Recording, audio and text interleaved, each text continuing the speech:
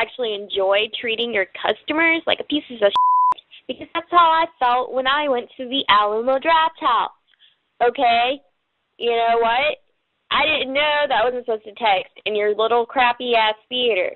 It was too f***ing dark in that place for me to find my seat, all right? I was using my phone as a flashlight to get to my f***ing seat. So excuse me for using my phone in USA, United States of America, where you are free to text in a theater. I was not aware that I couldn't text in your theater, all right? I've texted in all the other theaters in Austin, and no one ever gave a fuck about what I was doing with my fucking phone, all right? And it was on silent. It wasn't on loud. It wasn't bothering anybody. You guys obviously were being assholes to me, and I'm sure that's what you do, you know, to rip people off. You take my money, and then you throw me out.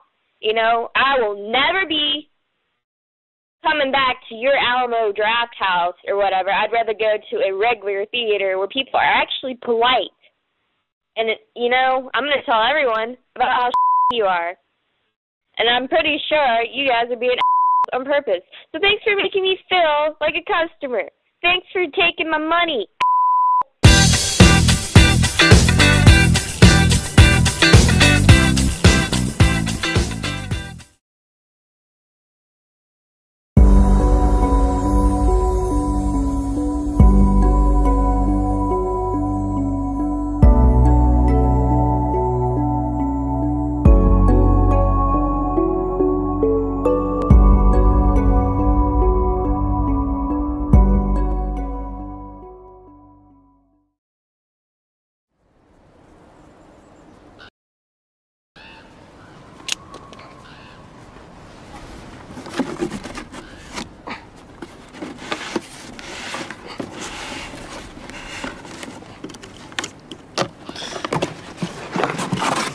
It's chocolate.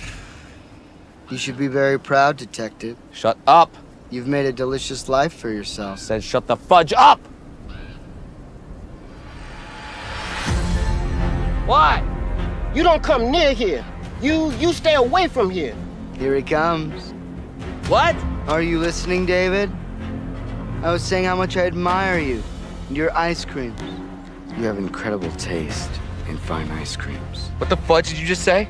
6 delicious flavors. They're so lovely. And once they're gone, David, they're gone. David, step away from the prisoner. Step away, David. Step away. What's in the box? I'm not gonna tell you until What's in the box? What's in the box? We each have our weaknesses. And it appears that gluttony is my sin of choice. And you add the mystery. I couldn't resist. What's in the malted fudging box? It's empty, David. It's empty. No. It was full. 6 delicious flavors. Only available this month. I know. It was delivered to your home. It was delectable.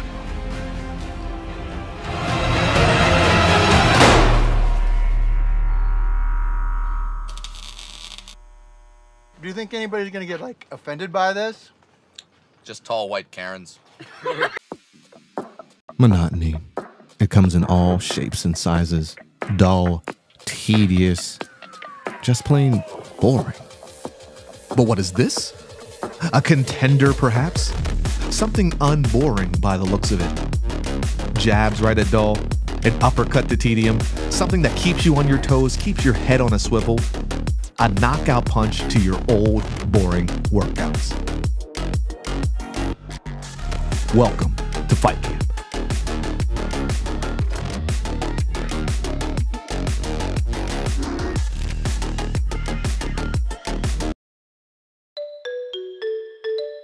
The Greening the Gateway Cities program provides trees that are planted by DCR foresters and crews hired from local communities. When you sign up as a potential tree recipient, a forester will visit your home or business to determine the best location and species of tree for maximum energy efficiency. Easy care instructions are provided, and it's all free. Find out if you're in the zone and learn more at maurbancanopy.org.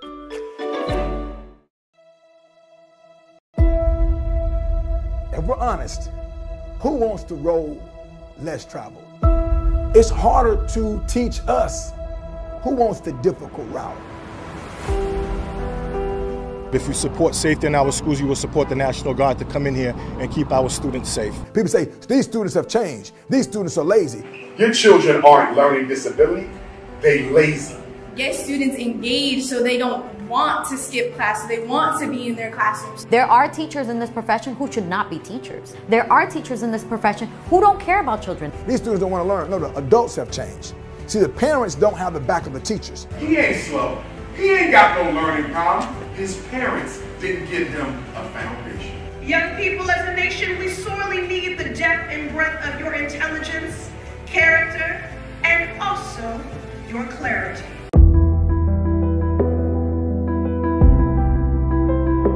I think about, in particular, the history of people that look like me who are getting cheated.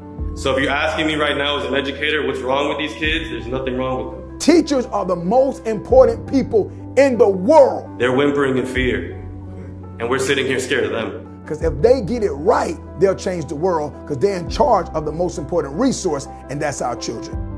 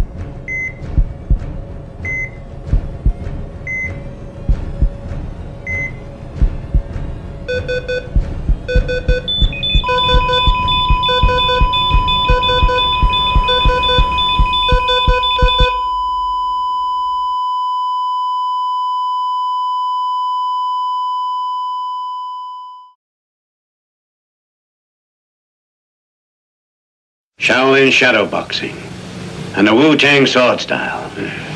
If what you say is true, the Shaolin and the Wu-Tang could be dangerous. Do you think your Wu-Tang sword can defeat me? On guard. I'll let you try my Wu-Tang style.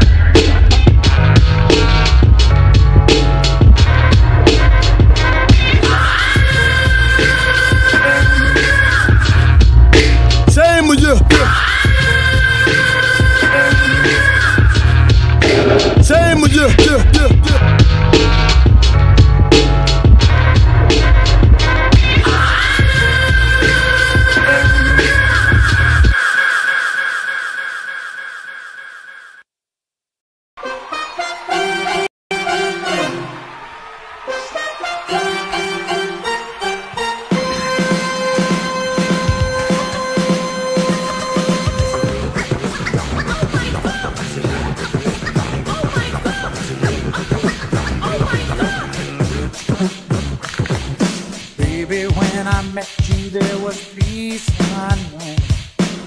Set out to get you with a fine-tooth comb. I was soft inside. There was something going on. Shaolin shadow boxing and the Wu-Tang sword style. If what you say is true, the Shaolin and the Wu-Tang could be dangerous. Do you think your Wu-Tang sword can defeat me? On guard. I'll let you try my Wu-Tang style.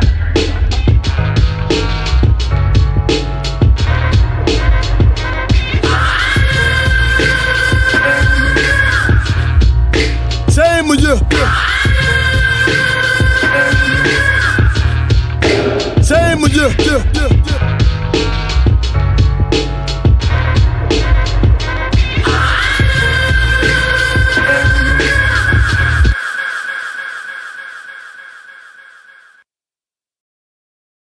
Oscar Mike Radio is a proud podcast partner of REITs Across America Radio, heard every Thursday at 11 a.m. and Sunday at 8 a.m. Eastern. They're also big supporters of the nonprofit I Got Your Six, Two Lives at Once. And with every REIT you sponsor through Oscar Mike Radio, $5 goes back to this great organization dedicated to making a difference in the lives of veterans, law enforcement, firefighters, and first responders battling PTSD.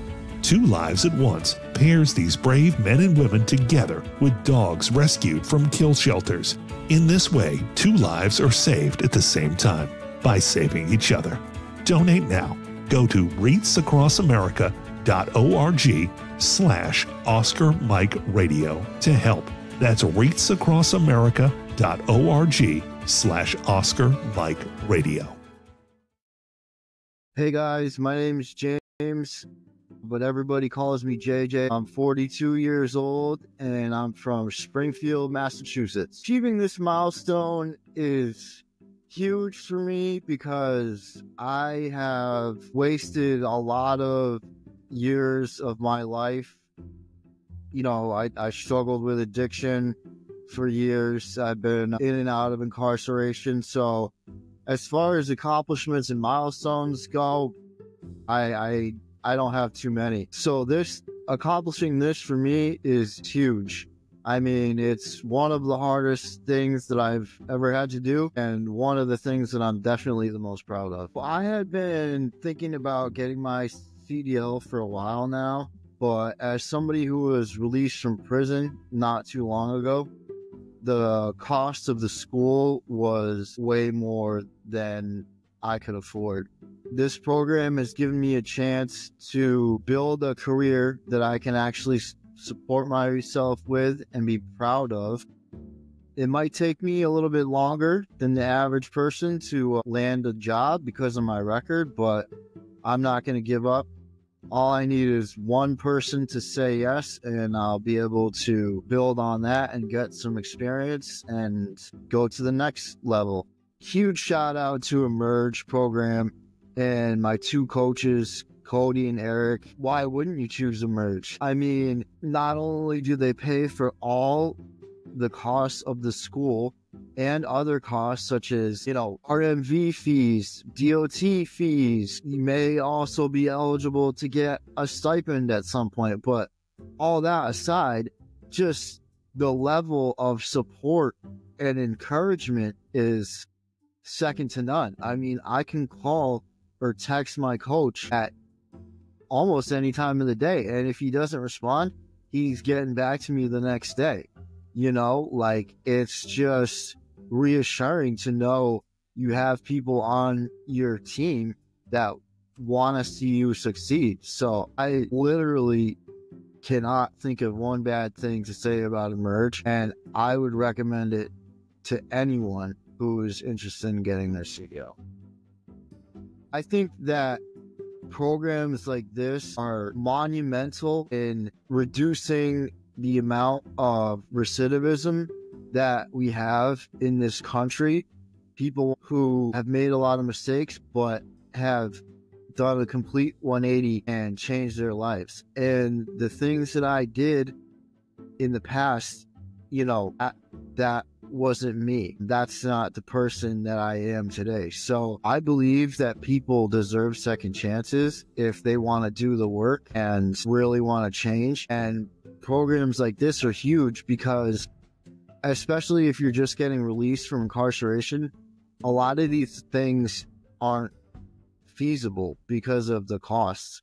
So when you give somebody this, hope and opportunity, it's huge, because if they really want to change, they're going to take it and run with it. So I hope that programs like this continue, because people deserve second chances, you know? And I'm grateful. I'm super grateful.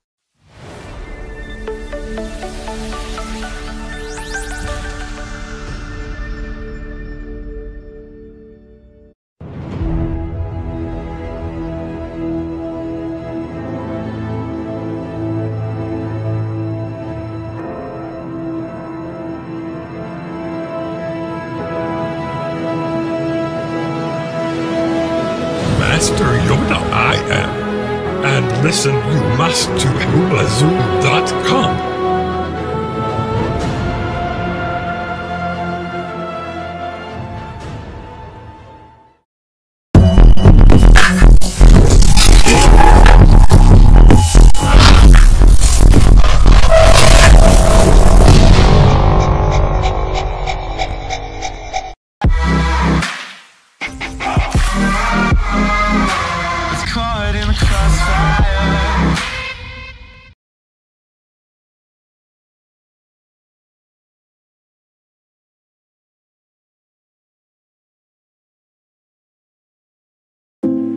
When American troops perish in the line of duty, the remains are treated with the greatest honor and quiet dignity.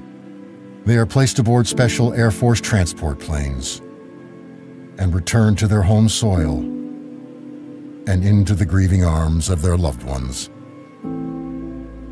4 U.S. service members defending our interests and alliances in Europe perished last week. Every president has accepted the responsibility to greet our fallen heroes. It doesn't matter the party. Where is their president today? Golfing. Again. So as the families of these 4 lost heroes contemplate life without their husbands, brothers, fathers, or sons, Donald Trump is showing them the respect he thinks they deserve by golfing. Again.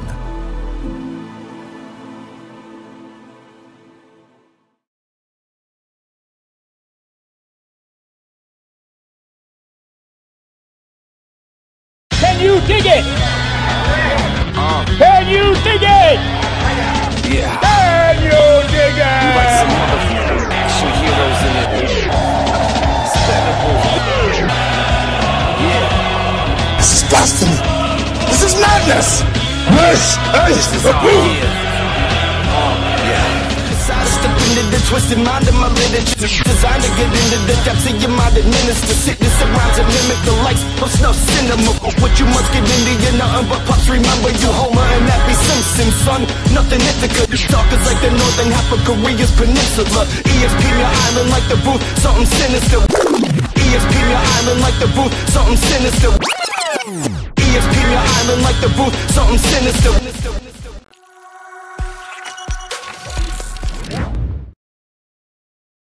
All right, it's your boy Sinister One broadcasting live from the City of Champions. You are watching The Booth. It is friggin' Tuesday, and I can't believe we are already in April. April 8th, we are in. This is crazy. I can't believe it. But my guests are in here with me. We're doing great stuff. I got to get this stuff out here, though. Big thanks to all my supporters from last week, everybody who watched and tuned in to see First Tuesdays with my guys Ken Diesenhof, Robert Resnick. It was a great show. Make sure to check out their articles over at The Corridor. Tonight, my special guest, co-host tonight in the bottom left is Veana Marie, recording artist, nominated for Best Female Hip Hop, RemiTV Awards next week. And then in the upper left-hand corner is a Booth alum. We go way back to when my son was on E Squad of BJB. Noel Gourdin, welcome everybody to this show. We're shaking. Right. How you guys doing tonight? You're doing good. Let me get into my sponsors real quick. Michael Douglas Barretto, I'm a gamer. If you need your controller fixed, get it out to MDB Electronics and you're back to gaming. He'll answer your questions within 48 hours. Right here on the bottom left, 494,000 streams. Veana Marie's music, It's Personal. The latest project going to be coming out is Blacklisted. All of her music's available now. 494,000 streams. Let's push these streams up. Let's get them going. I'm gonna let her talk about this stars thing that she's doing to get these stars going, and keep it going. Music everywhere. Tactical target systems. Those targets, those zombie targets you see when I go to the range. Make sure to check them out. TacticalTargetSystems.com. I Love Boston Sports. My man Marlon Williams. He's got those T-shirts. You're seeing this whole pop-up coming up this weekend with Peyton Pritchard of the Celtics. Make sure to check that out. And I think that's going to be at Quincy Faneuil. I think it's going to be at Faneuil Hall this weekend. I think I do have a flyer attached for this. So make sure to check out I Love Boston Sports. And then Veana Marie featured here. Kimberly Ann Empowerment Photography. Ladies, if you want to take some photos for your man or photos for someone special that you never thought that you'd take, Kimberly Ann Empowerment Photography will get you in the mood, get you in that safe environment, and you'll be able to take those photos that you never thought you could take. Also, Underwatch Protective Services, Mobile Patrol and Foot Patrol, Armed Guards, Unarmed Guards. That's my man, Daryl Smith. Black-owned business. Make sure to support Underwatch Protective Services. And then call Larry. He was out at my house last week to work on my house. So make sure to call Larry if you have any handyman services. His number is right there.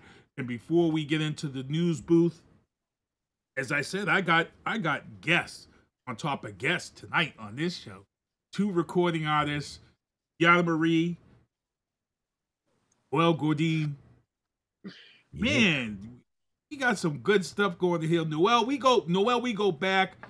We go way back to, like I said, when my son, Terrell, and Tyreek were playing in Brockton Junior Boxers football. Terrell was like 7 or 8 years old, E-Squad. Yep. Someone that come up to me and said, hey, check out this music. My cousin does music. And at that time, I was on WXBI, WB radio. Yep. And I actually heard the song. It was a little sampler tape. Yeah. And actually, it was Ricky Gourdin at that time, who I went to school with, that gave me, fam. That's my brother, man. Yeah, so we went to school together. That's actually who gave me the tape, now that I remember. Yep. I remember we go back because you calling it a tape. Yeah. That's a throwback, yo. Sampler tapes. You used to put the little samplers out, 4 tracks. Yep. All 4 tracks was banging. And there was this one track on there at that time. It hadn't gotten put in any movies or nothing yet. At that time, it was just a sampler. The song was The River. Yeah. And let's just talk about that, because that's kind of how this whole thing really took off for you. From this whole, I remember booking you on the show. You came on the show. We played some of the sampler stuff, and I was like, I can't wait till the full track comes out. And then, boom, let's talk about that. Man, it had taken a lot to get to where we were, really substantiated in the industry, and taking those trips to New York and all of that from Brockton and Boston and Rhode Island. My team at the time, Tommy T.O. Oliveira in Rhode Island, and then Lucky Fernandez from Brockton. So we were just putting music together, man, and hustling and doing whatever we could to scrounge up some money and make our way to New York and sleep in the car, do whatever we had to do to get out and take these meetings and get our music out. You know what I mean? And that's what it was, man. We met up with some people, had some liaisons, and we ended up cutting that record, The River, in 2005, man, in the Poconos, with some very talented people. And it took 3 years. We didn't get signed until later that year in 2005 by Columbia, and the record came out 3 years later. So that's just the way it be happening in the industry, man. And now I look back at the journey and I want that back, because it was so pure. You know what I mean? It was straight ahead. There was just one arrow, and it was ahead and up. So, it was a really pure time in my life, and knowing what I was hustling for. It was tough. I ain't going to say it wasn't tough, especially trying to make it in New York, because New York can be harsh. But yeah, man, it was just a journey, man. And I'm still on this musical journey. And that's crazy that you talk about, back in the day when your kids was on the football team and all of that kind of stuff. So it's just dope, man. It's dope. The journey is dope. And anything I can do to help any younger artists, I try to do that every single day. What's going on? I see a lot of people in the chat. Margaret, and joining me also is Veana Marie. She's on here this week because next Friday night, she is nominated for Best Female Hip Hop Artist at the RemiTV Awards. This was actually postponed from last year, but we are hitting the red carpet next Friday night. Veana, let these people know and your thoughts on this upcoming award show and getting nominated. I mean, I was kind of taken by surprise because, you know, I was kind of dormant for a little while. And it's good to see when, you know, you're getting the streaming numbers and you're getting people sharing your stuff and networking your stuff without having to put all this crazy amount of money and promotion behind it. And it's, you know, I can't stress how much I rely on my organic following, you know what I mean? So, you know, it was supposed to happen last year. It didn't happen last year. So people are kind of confused because I took some time off. So this is all for the project that was released like 3 years ago. You know what I mean? So this music is still being, you know, still being spun, still getting the streams. We're still moving up. So it's just a testament to, you know, putting the hard work in. And tonight I'm kind of testing something out of a nice little segment I think I'm going to try to do. Veana's a recording artist. Noel is a recording artist. I wanted to do something different tonight and call it Artist to Artist, where artists can talk to each other and ask questions among themselves and their peers and kind of give us an insight. You know, Noel, you just started this thing on YouTube that you started yesterday, I believe. Let's talk about something like that real quick, and then we're going to get into what Veana's doing on her end. Yeah. Well, first, before you get into all that, we are not peers. He is definitely my superior. Like, nothing but respect for your journey. You know what I mean? Like, you really put in the work. I had to do some research and listen to some music and really get the background and, you know, all the history. And you've been putting in work a lot longer than I have. So, you know what I mean? Respect to you for that. And at the end of the day, like, we should all just be trying to learn from each other. That's right. That's what I do. Yeah. I never try to stop. I never stop learning. And that's one thing that I've learned in this industry, because there's always something somebody else is going to know how to do that I don't know how to do. So, I commend you on getting your nomination. That's a wonderful thing. It's always wonderful to make something, to be creative, because we are creatives and a lot of people don't understand us. And you know what I mean? We have our ways, our quirks and stuff. So when you're recognized for it, it feels wonderful. But yeah, I always love to mix it up with new artists and people that love to work, and I'm easy to work with. So I would love to mash it up, do something with you. That would be great, man. You know, that's what I'm all about, is growing, because we all grow when we all start to mix it up and work with one another. So I think that's most great. Definitely. Appreciate it. And talk to people about this YouTube thing that you got going that you've started with. Well, it's the social media thing. And I'll tell you what, this might be something Veana can help me with, because I'm not really good at all of this stuff. You know what I mean? Because every day you got to be, it's like a whole nother artistry to be doing this social media stuff. And me, I much rather be in the studio working or writing or you know, laying some topping to these records. But it's just something that I think I need to work on. It's a weak aspect of my, you know, creativity and all of that kind of stuff. So I want to become, because I'm a personable person, and I want to have that portrayed to the people, to the masses, to my followers, fans, whatever you want to call them. So I just think it is really important. My manager has been kicking me in my butt, my family, you know, just saying, you know, just let everybody know what you like, because we see how you are. And, you know, so I that's something that I have to try to make a conscious effort to improve on in my artistry and my music making and content making. So that's something I wanted to step up this year. I know it's a little late in the year to start, but never too late to start. That's what I heard.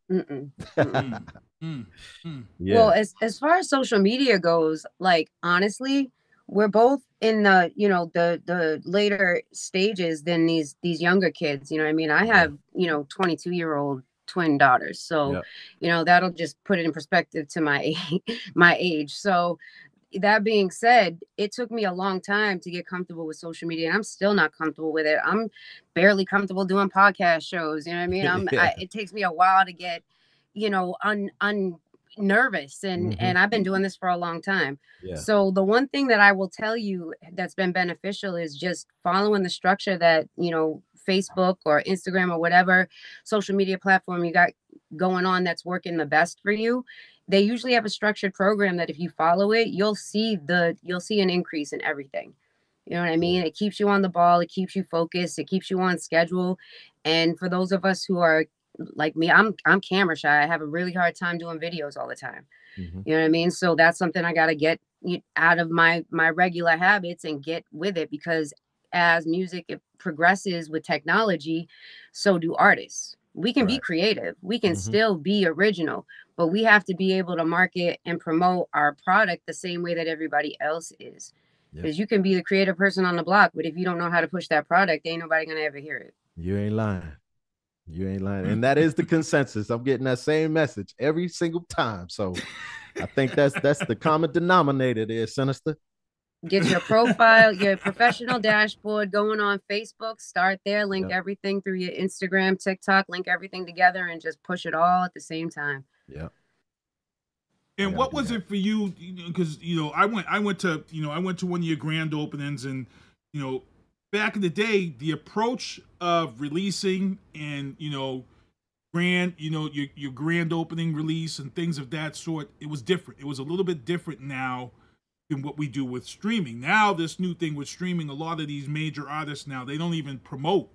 Like Eminem, Lil Wayne, Kendrick, all these people now, they don't even promote releases. They just you go on iTunes or something one night, and then all of a sudden, bam, oh shit, so just dropped this at these drops.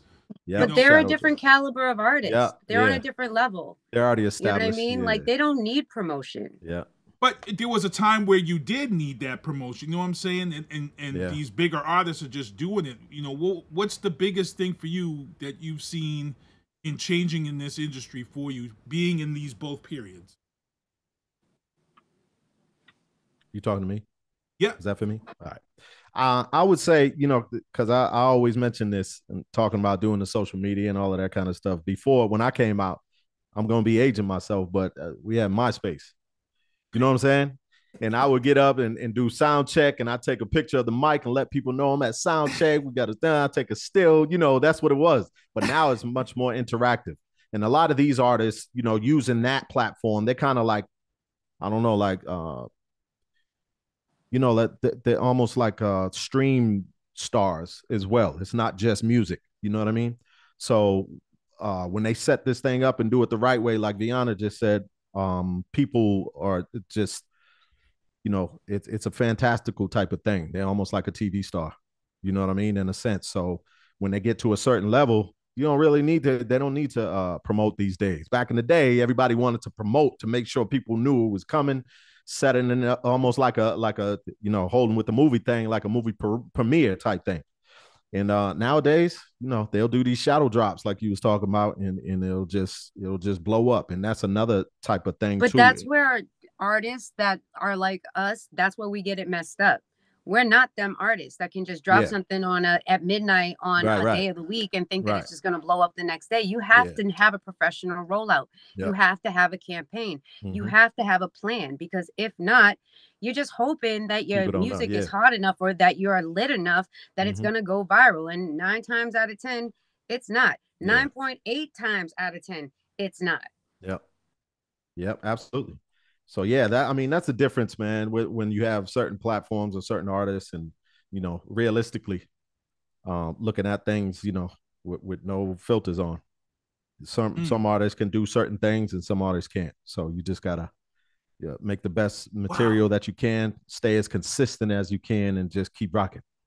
This is a real throwback right now. I got Sweatshop Beats in the chat. Sweatshop Beats from Brockton. This is going way back. Sweatshop Beats.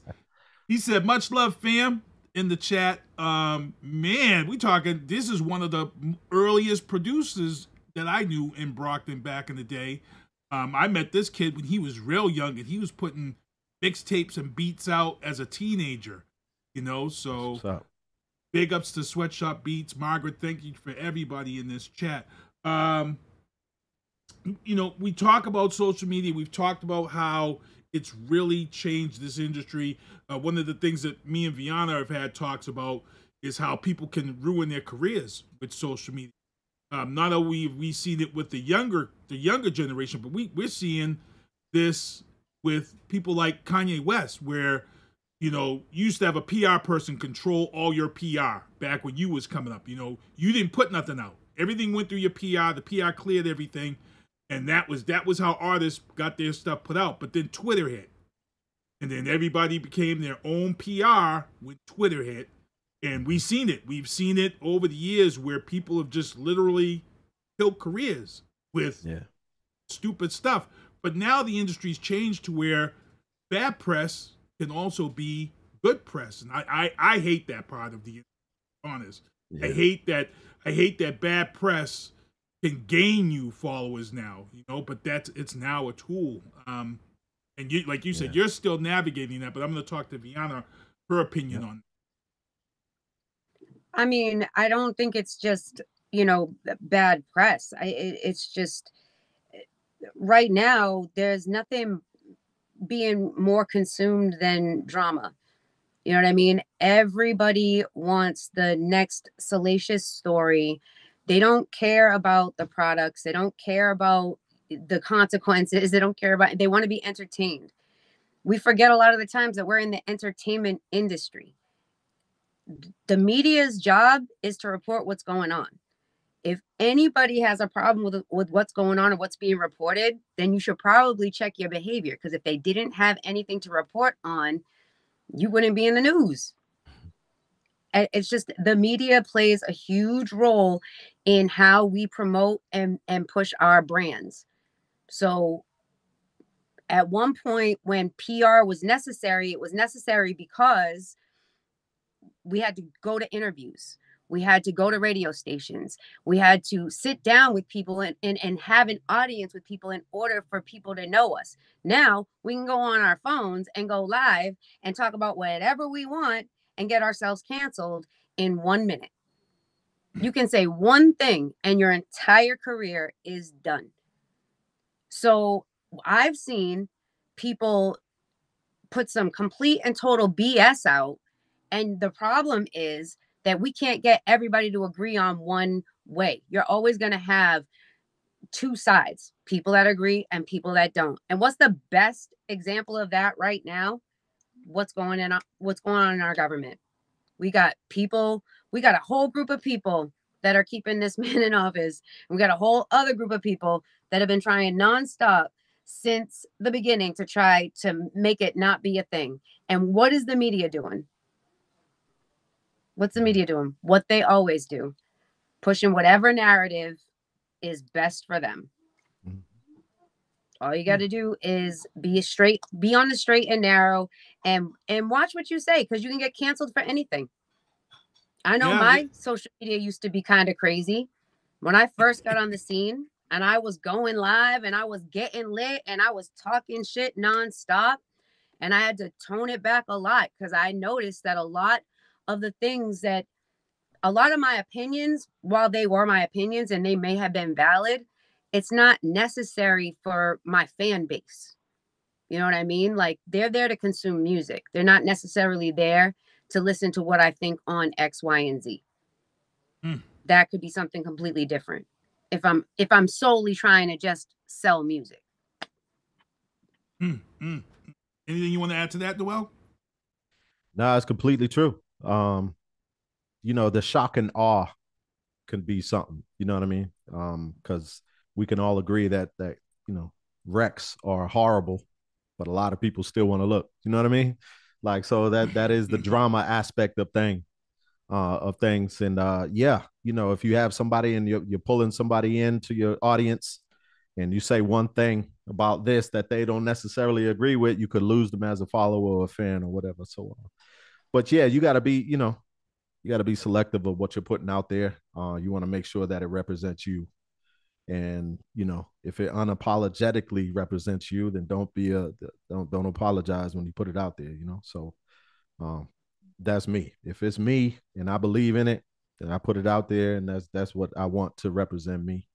And that's that. But yeah, it's just, it's just what it is. Like she said, the drama aspect, everybody loves the drama, so people don't, they kind of do this, and you know what I mean?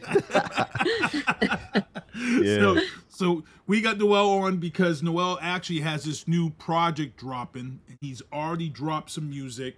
The 2 singles that we have for you people tonight are fire. That old school sound. You've always had great sound, great engineering, dude. From day one, your engineering has been always on point. I love it. I love your sound. It is one of these things that it brings the vocals out, the harmonies out, and I love it. But let's talk about this new project you got going on that's about to. Well, the entire album, the whole project is entitled Back to Basics. And I named it that because, I lost my pops in 2020, and that was my man as far as music and being an influence on me since I was little, to love music and soul music and bringing me up. And I lost him in 2020, and I had kind of stopped making music for about 3 years. Oh, damn. And these were like the first records that I really got back to making this whole entire project. So I called it Back to Basics, and probably most likely just for me, just sinking myself back into my craft and falling in love with it again. So hence the title Back to Basics. But these singles, the Might Let You Hit It and New Walk, New Talk. Might Let You Hit It is a record that's produced by Said Solo, and I work with my man Frank C.K. Oliphant. I worked with him when I was with Sony and Columbia and all of that. He was instrumental in The River and all of that kind of stuff. So it was him, Balewa Muhammad, Rama Brown, and my man from Naughty by Nature, the whole Naughty by Nature crew and Flavor Unit and all of them, KG. So he was the producer on that record. But on this record, Might Let You Hit It, it was produced by Said Solo, and like I said, did it with Frank C.K. Oliphant. And we wanted to, at the beginning of the project, we wanted to get my man Kevin Ross on it because I worked with him on my second album, Fresh to Definition. So, we tracked him down and he had some time. So we put this record together, and I think it's a smash, man. It feels real good. I also have to mention my boy Boss Brody. So he's another brother that's on the record. So we just put this record together, and it feels good. It's kind of a reversal of roles. Because in this one it's the fella teasing the lady, so it's usually the lady teasing the fella. So it's kind of a strange, a reversal in the upside down world. And the other record is New Walk, New Talk. That's done by Lorenzo Johnson and Kenita Rogers. Kenita Rogers is the one that put all of the magic on these records, man, as far as mixing them and all of that sinister. So shout out to Kenita Rogers and Lorenzo Johnson, as well as my man Marquise Green from down south in Alabama. So yeah, man, I got a tight-knit crew of people, man, that we all know how to work with each other.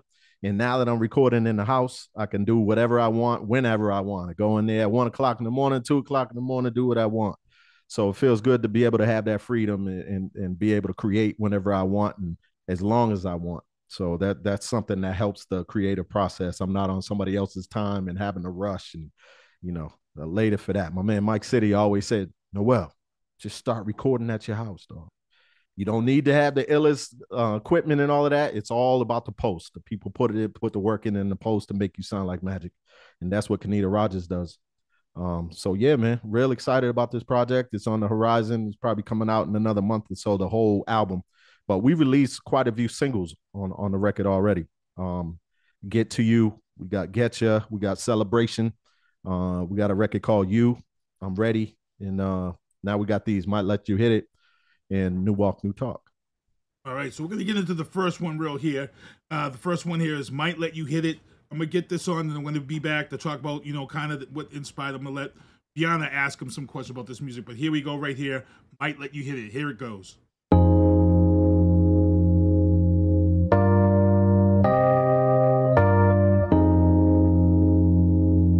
Come on.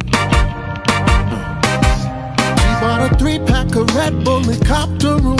Told me meet her at the W. Told the valet to look out cause I'm on my way. I'll be in the old school Chevrolet. Ooh, the drop top dice hanging in the rear view. play on the old school for my conversation.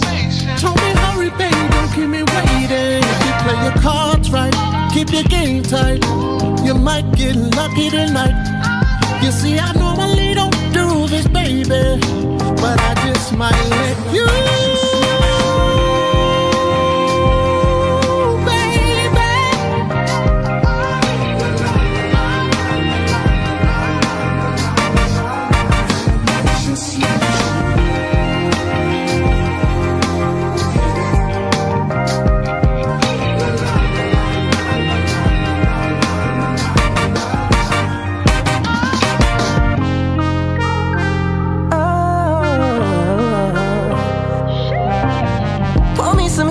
Baby, take it easy. Your body calling, but I wanna keep screaming. Keep on a little umbrella, baby, hit the lights. Put that love in the middle, girl, I can't miss tonight. I may not be Mr. Right, but right now, baby, I just wanna give a shot for you. Your cards right, keep your game tight, you might get lucky tonight.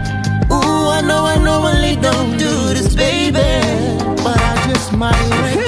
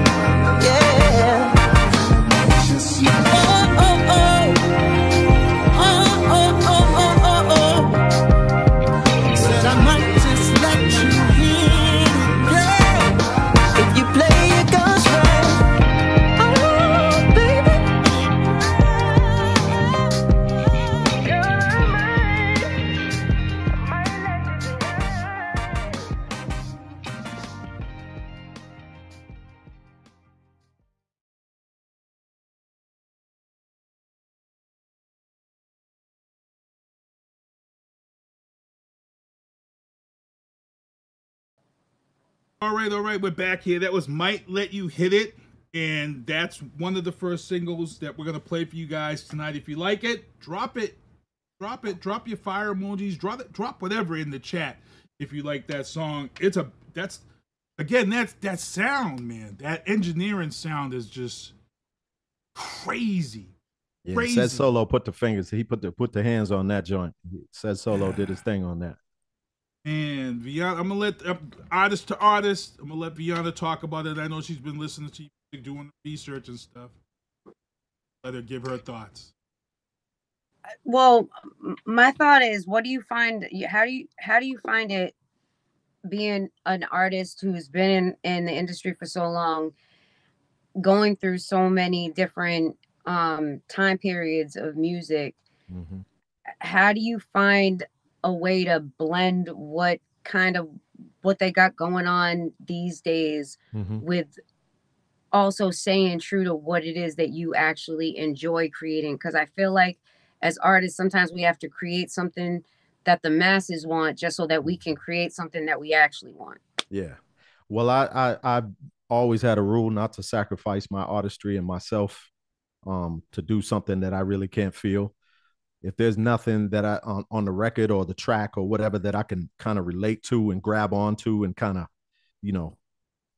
sink to that thread or really, pour myself out either the chords or there's something, could be a pad sound in there or some strings or a bass line or something. It has to be something in there I can hold on to. It's kind of like an actor with a certain prop or something like that with, motivation. So if there's nothing in there that I can move to or groove to or kind of lay myself on the line with that, I can't do it. I've always been somebody I love this stuff so much that I don't want to put something out there that all of me isn't in there. There's really nothing, no track that I've ever put out on any of my albums or projects or anything that somebody didn't say I didn't pour my heart out. So, So let me ask you this. When you're creating tracks and you're creating projects, right? Mm-hmm. Are you keeping in mind what your performance settings are going to be like? You know what I mean? Like, there are some tracks that you're not going to play at the club if you get a club gig. You know what I mean? As opposed to if you're going to get, a gig at a dining hall where there's a live band and, you know what I mean? The crowd might be a little bit older. Yeah. Are you at this stage in the game, are you honing in on one demographic, or are you trying to continue to hit all of them? Coming up through the ranks, I kept hearing, just like when you was talking about the whole social media movement and what you have to do and certain points to hit. With Raphael Sadiq, Vidal and Dre, KG, a hit record is a hit record. A good record is a good record. So I've always believed in that. I really don't think about who's going to be listening to my records. I try to think of some dope records to make and something that everybody can relate to. Even regardless of a track or something, however the record is grooving or moving. If the subject matter, somebody can relate to it, even the older folk, somebody like my mom's is almost 80 years old. So a lot of my records, she's like, I can relate to that. It either makes her think back to, when she was courting and all of that kind of stuff. So I always just try to make the best records possible. And somebody out there or DJ or anything can remix your joints and make it further fit certain formats. So they'll always find a way. You know what I mean? So I just try to make the best records possible. We was pushing this record to a certain format. I'm not gonna say who, but they was like, yeah, it's kind of crass. And I was like, you didn't listen to the record yet. You know what I mean? Because it's not crass. It might just be the album, the artwork or the title, but if you didn't listen to the record, it's not crass. You know what I mean? So that's another. But that's the thing. People forget that music is supposed to be poetry in motion, and we've gone away from that. Everybody is so literal and they're so direct, and they think that is being original. Just saying what's on your mind is not art. Yeah. You know what I mean? That's not what it is to write a song. There is art making in songwriting. Yeah. And I think that's lost on people these days. Like, people, I don't know if you took writing classes in school, but like, I took writing classes in school. Yeah. It wasn't like, you know what I mean? I woke up one day and was like, oh, I think I like what I'm seeing on TV. Maybe I'll just be an artist and buy a laptop and a microphone. You know what I mean? Like, I've been studying music since I was 6. Play instruments. Like, this is not something I just decided to do one day. Right. So I feel like sometimes, when you are in it and when you haven't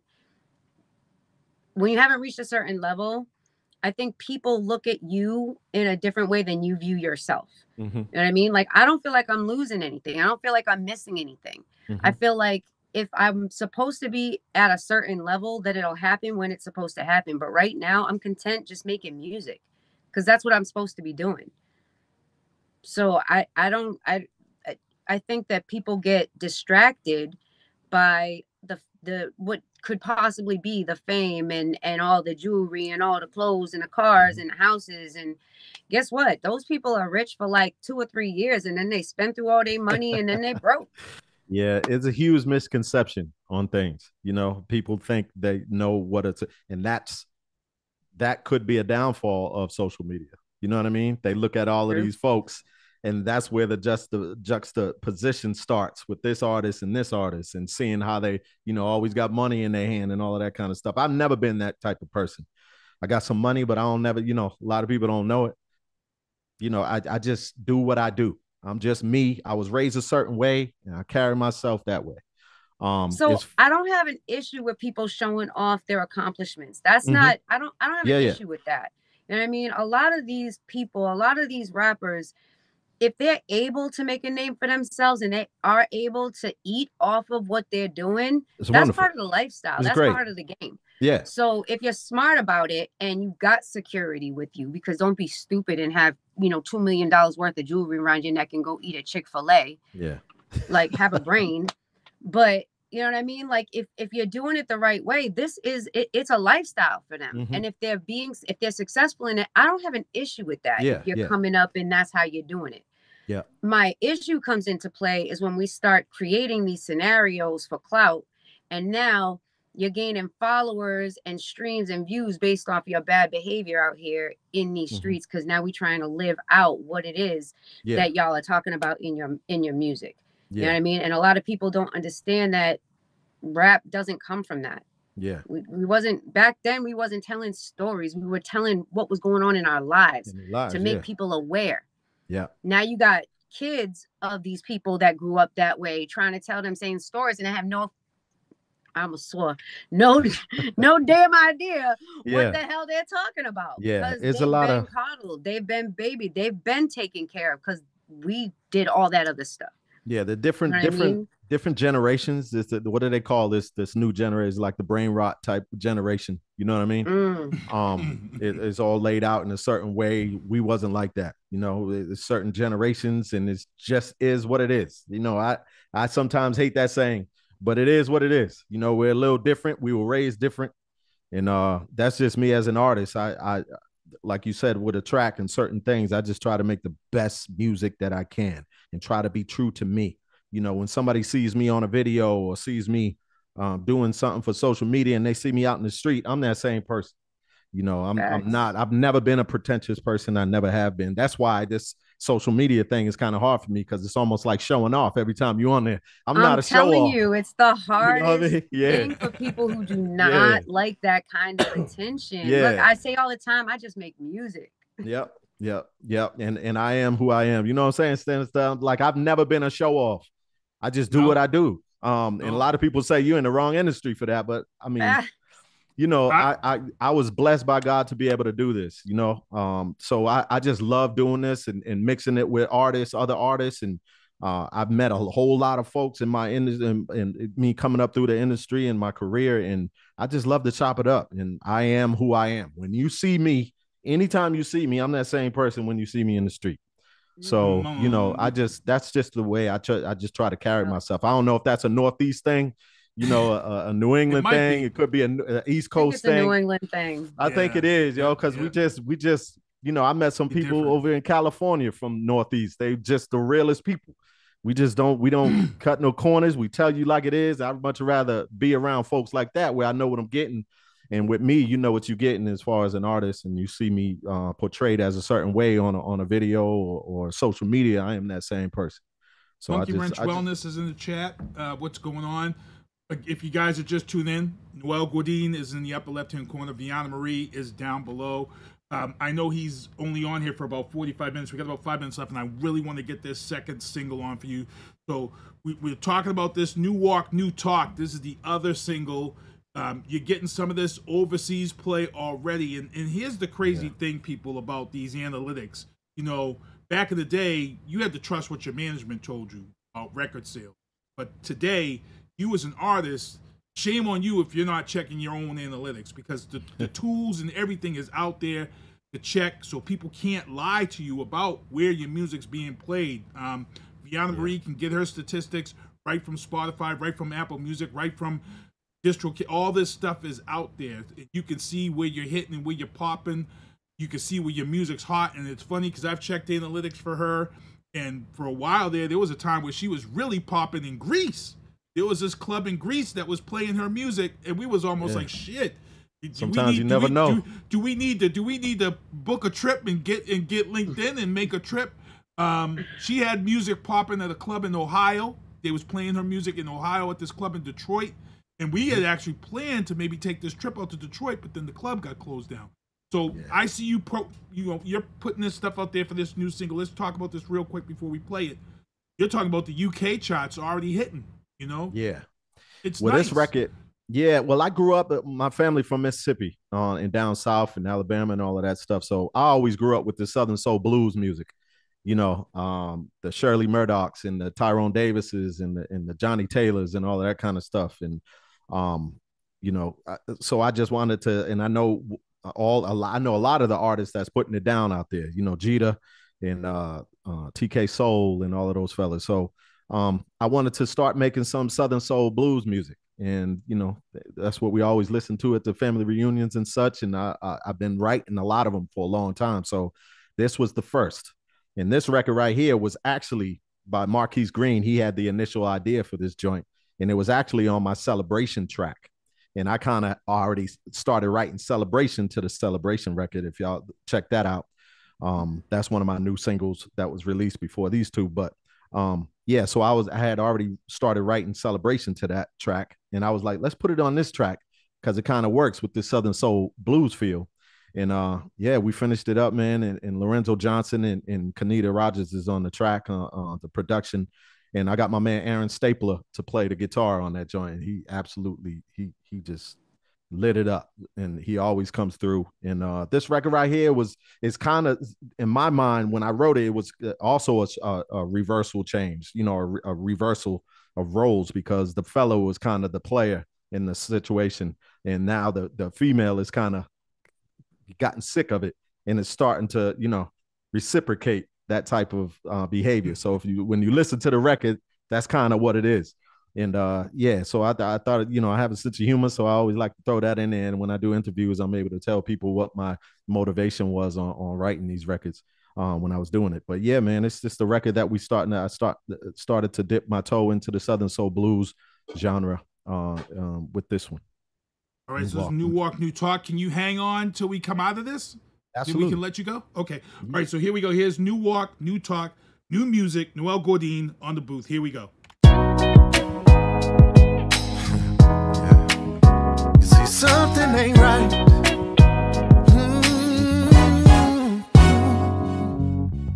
I got this feeling, y'all, deep down in my bones. My baby been acting strange and ain't never home. No. She gets these calls all night, then runs to the next room. I can't take this much more, cause I'm left to assume my baby got a new walk, got a whole new attitude. Could be out there creeping, gotta keep both eyes on you. A new talk, got a brand new attitude. Could be out there creeping, cause that's just what I would do. Can't stand the thought, sweet baby, of sharing you. Can't share you, baby. Can't be around you no more if that's what you wanna do. Woman, I can figure it out, but if you don't want me to say it, baby. Don't deserve this shit, girl. Truth shall set my you baby free. Got a new walk, got a whole new attitude. Could be out there creeping, gotta keep both eyes on you. A new talk, got a brand new attitude. Could be out there creeping, cause that's just what I would do.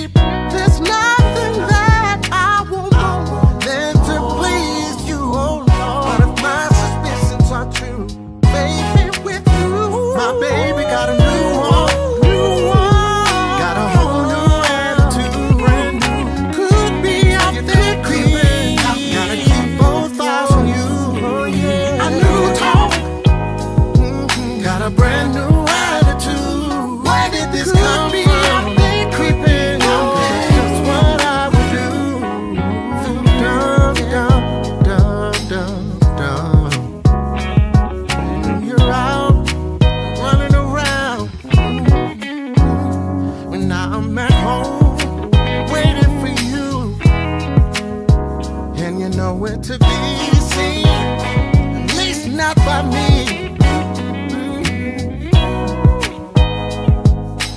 Gallivanting, out playing, hurting me. Baby, please, come back to me.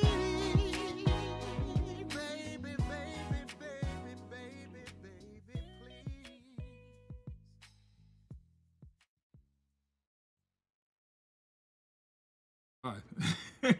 All right, we're back here on the booth. That was New Walk, New Talk. I see Margaret in the chat. She says it sounds great. I hope you all like it.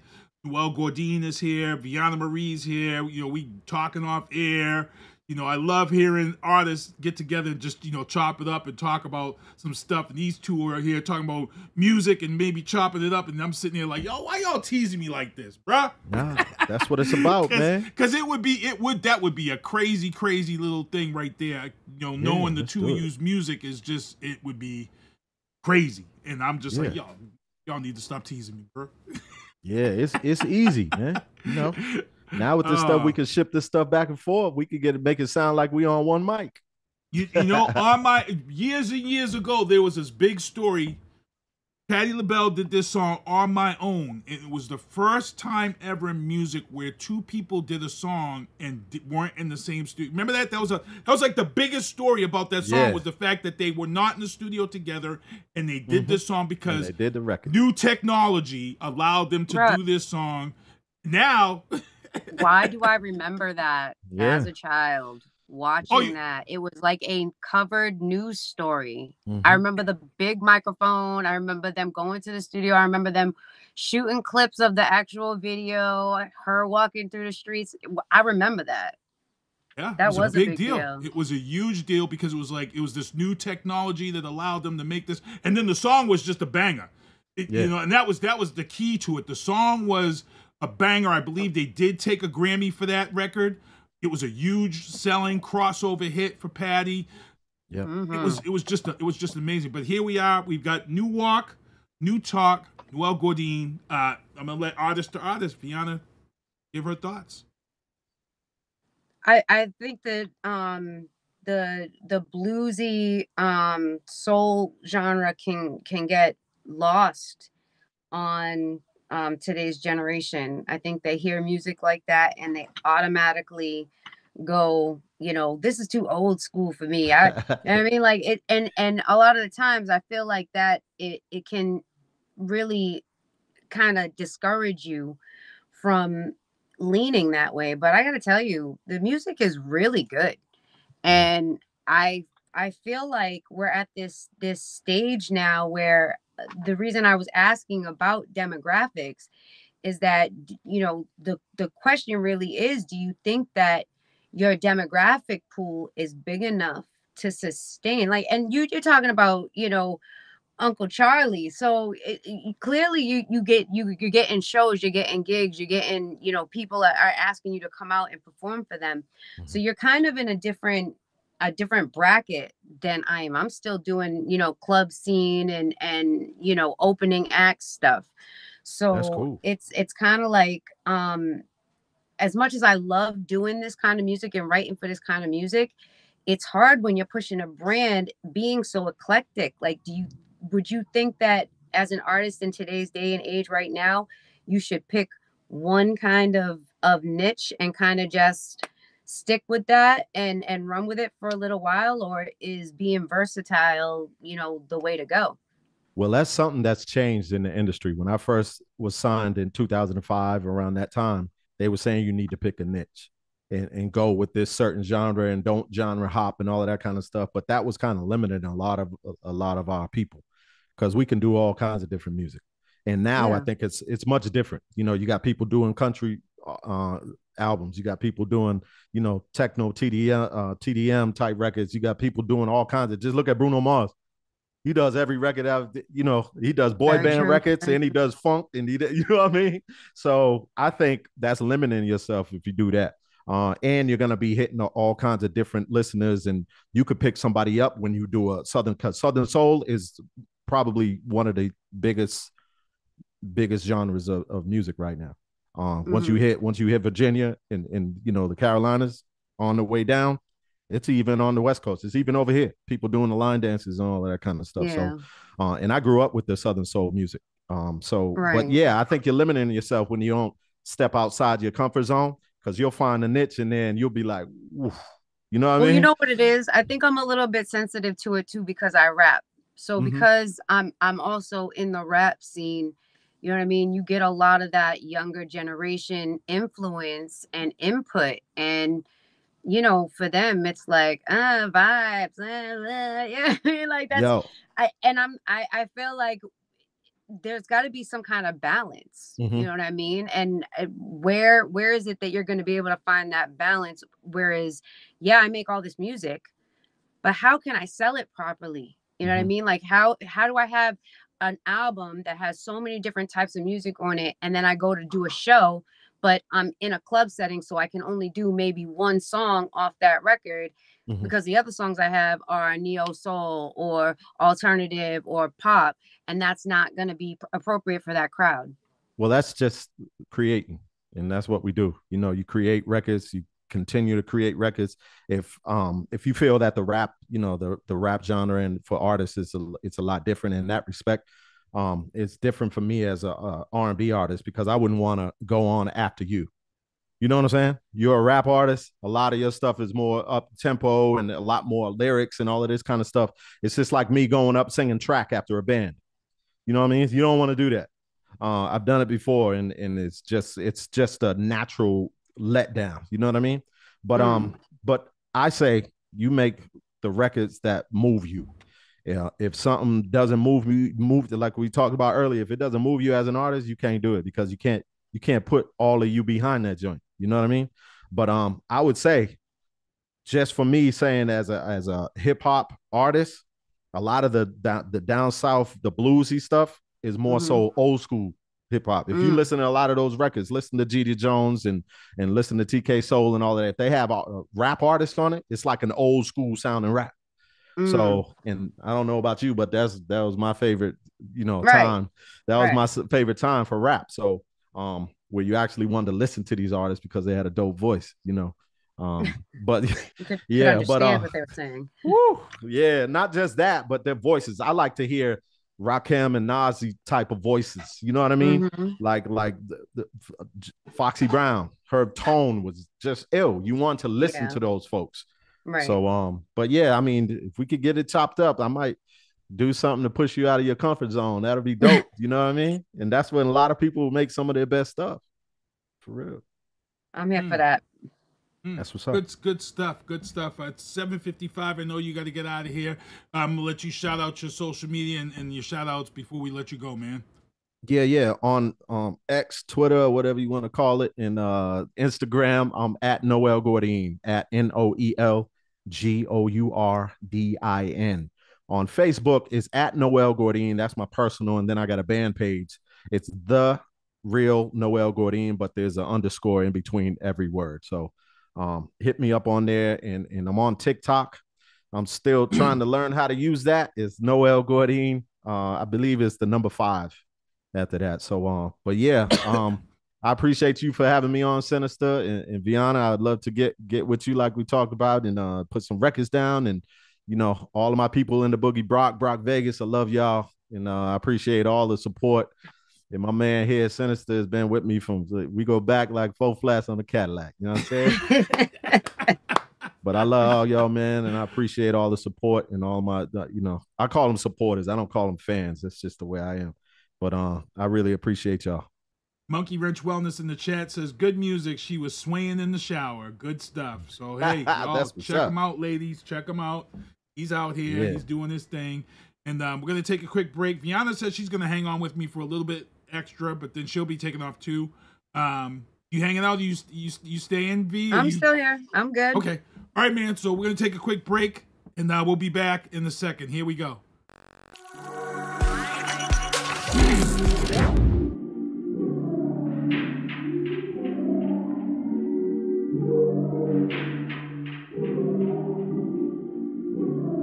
Flame made that beat.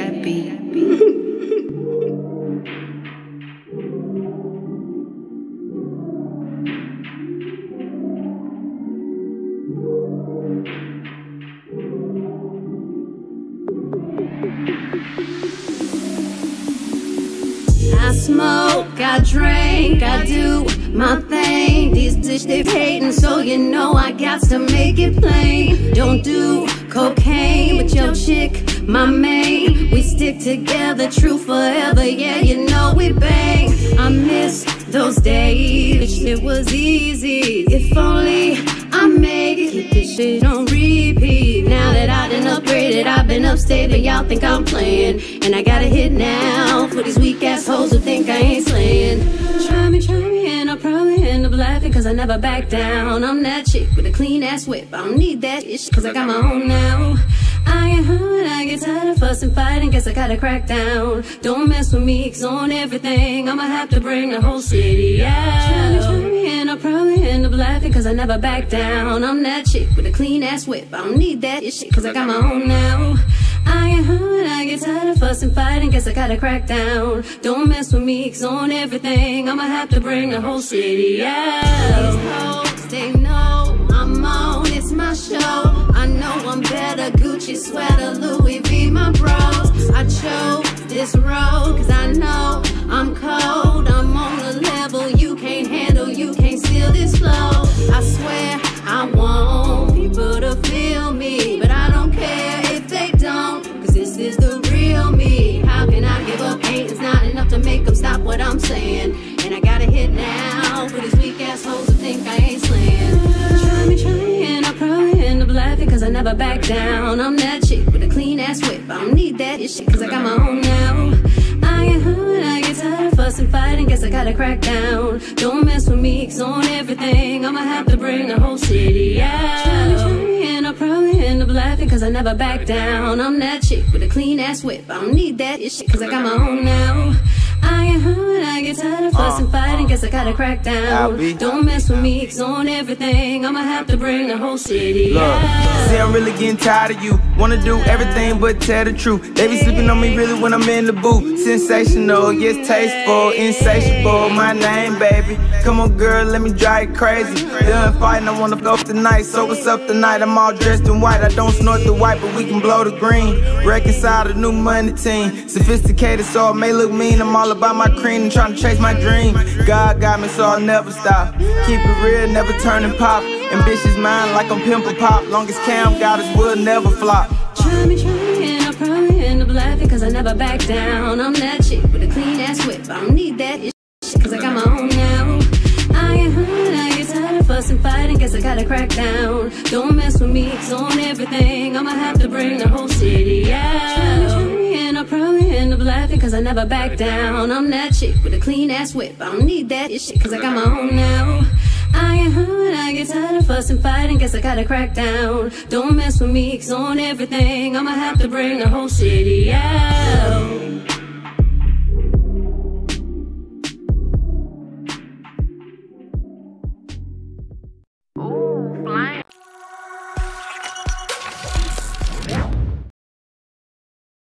All right, it's your boy Since1 back here broadcasting live from the City of Champions, Brockton, the booth.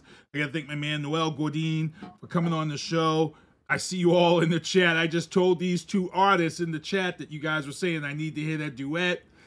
You know, everybody liking the music, so they're definitely gonna chop it up amongst themselves. And hopefully we'll put our fingers crossed, and hopefully maybe we'll see something that we saw here on the show. We're at 8:01. Actually, at 9:30, I've got Sean Wick, also known as Sha Elemento. He's joining me for Turnbuckles and Spilt Liquor at 9:30. We are 11 days away from WrestleMania.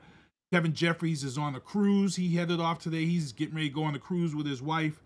But we're going to get into some of these topics. And before we get into these topics, I got to talk about Veana Marie again.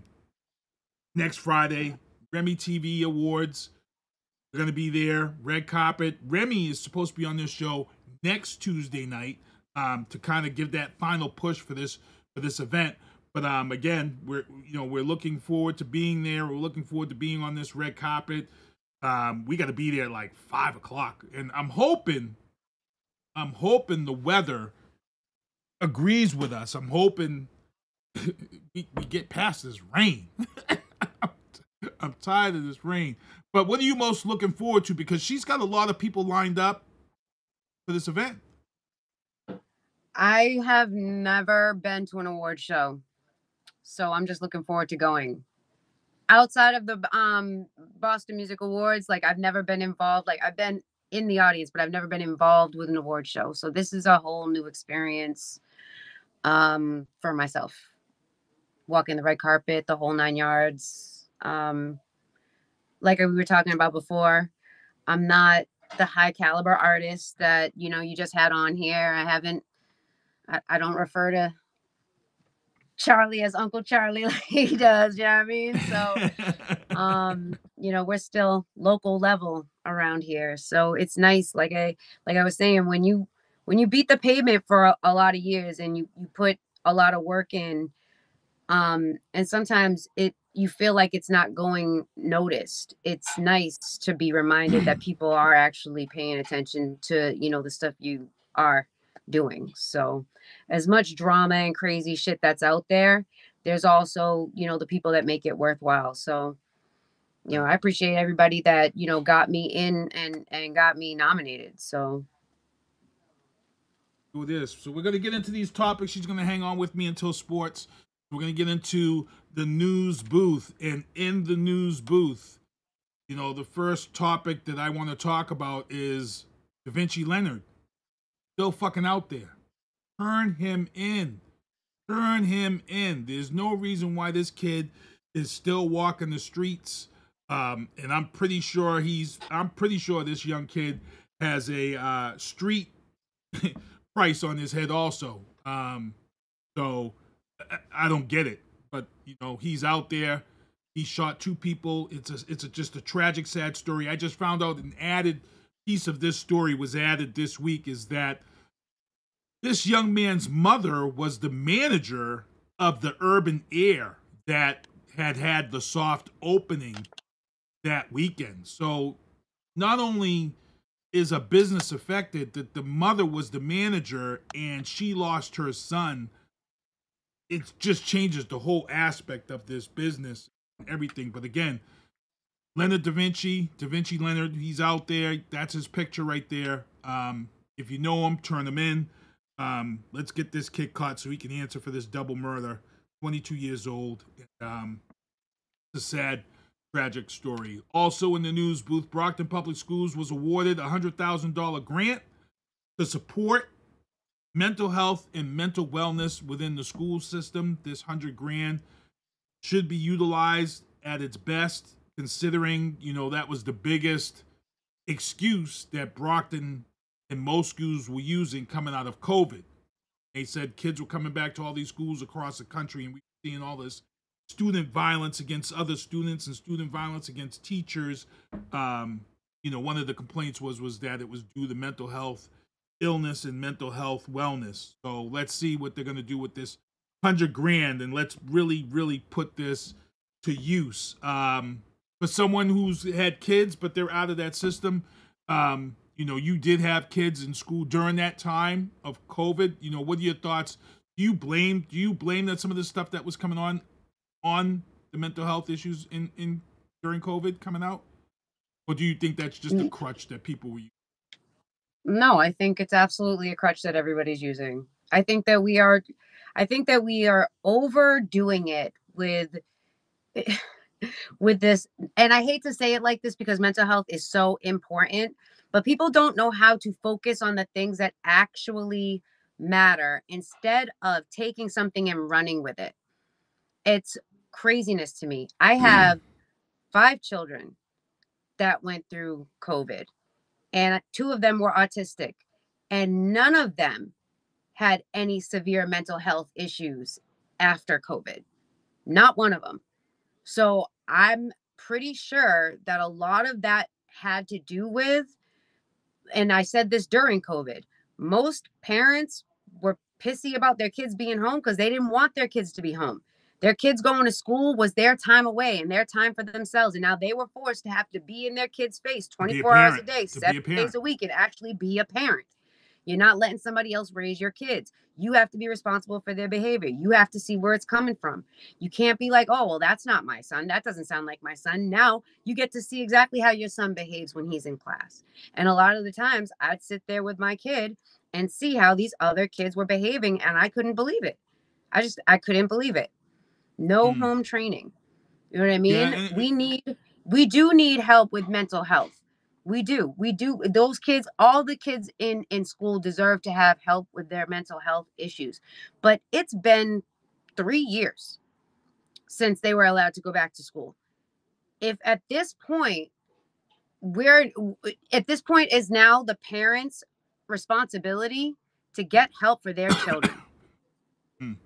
And that's a hard conversation for a lot of these parents to hold themselves accountable.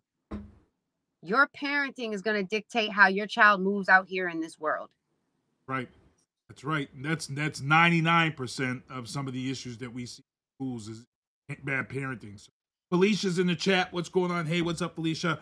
Also in the news booth, there's a nice picture here of Michelle Wu, the mayor of Boston. This past Saturday was hands off. Across the country, we saw over 1 million protesters. We had 20,000 on the Boston Commons, and then everybody walked and met at City Hall, Boston, where Mayor Wu and several people spoke. The numbers that they were saying was up into the 100,000s for this when it ended up being finalized. It was a great turnout. I see a lot of people on my chat saying, well, they paid people to come in and be protesters, or a lot of these people were illegals, or a lot of these people don't have, and I'm like, y'all need, you MAGA people really have to stop being delusional. When you have 100,000 people show up to protest something, they're not all paid actors, because you ain't paying 100,000 people to come out somewhere. So you all sound real silly about this. So big ups for all these people coming out and showing Mayor Wu support. Hashtag Boston Strong. And it was great stuff. Felicia's in the chat. She says, hey, V and Keith, what's going on, Felicia?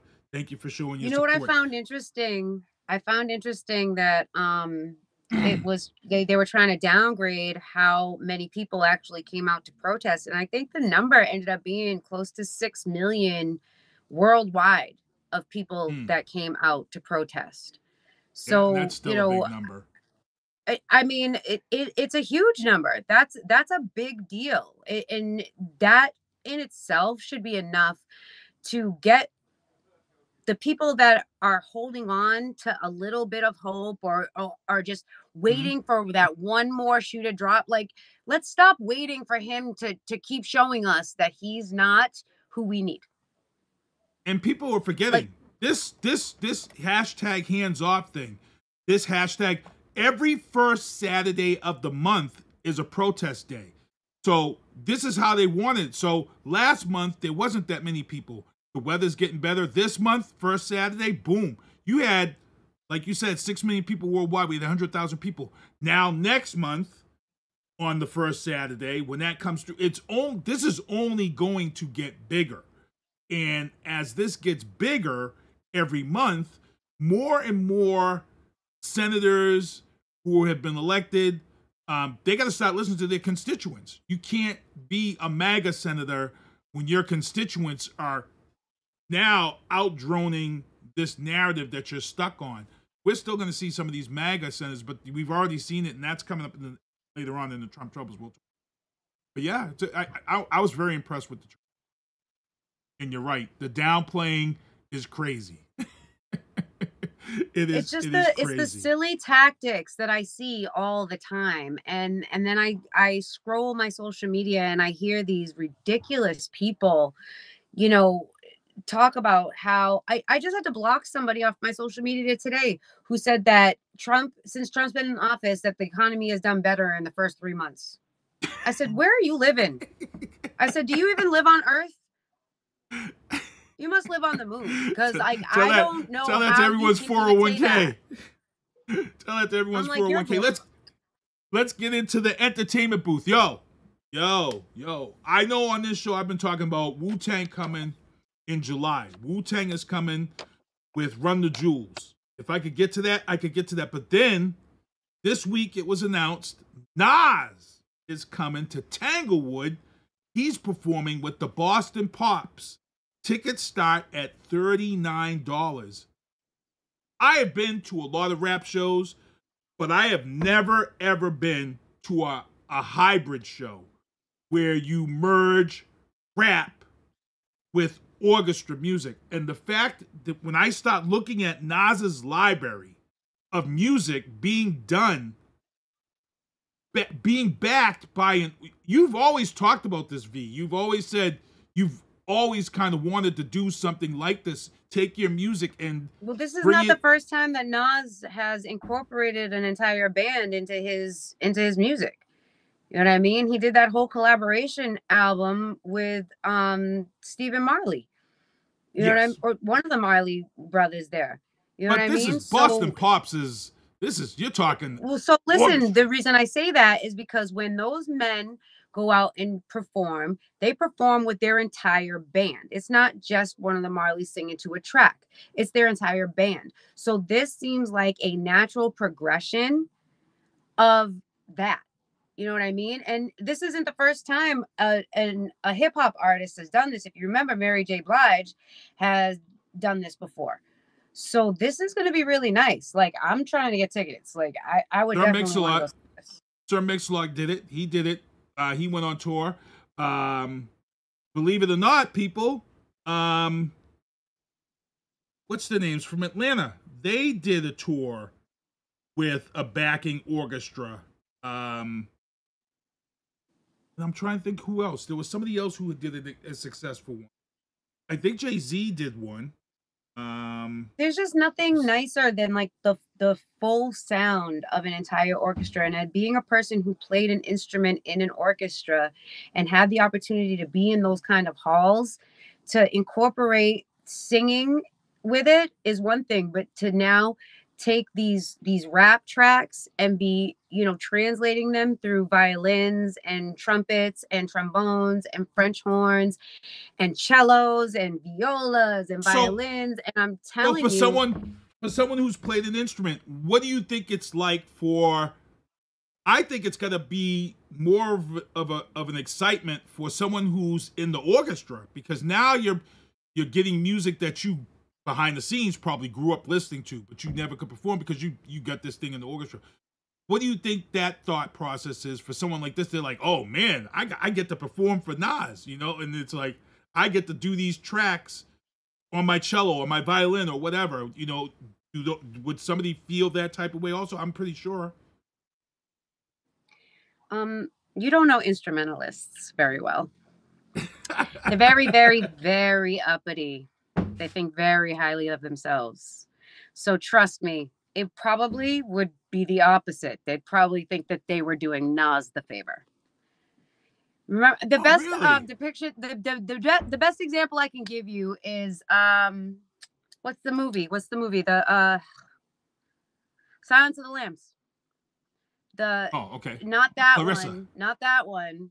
But the one where the opening, the one with Edward Norton. Mm-hmm. In the very opening scene, he talks about the orchestra, how he's in the orchestra and how they're all sitting at the dinner table and how they talk. That's very much how instrumentalists are. I only know this because I went to music school.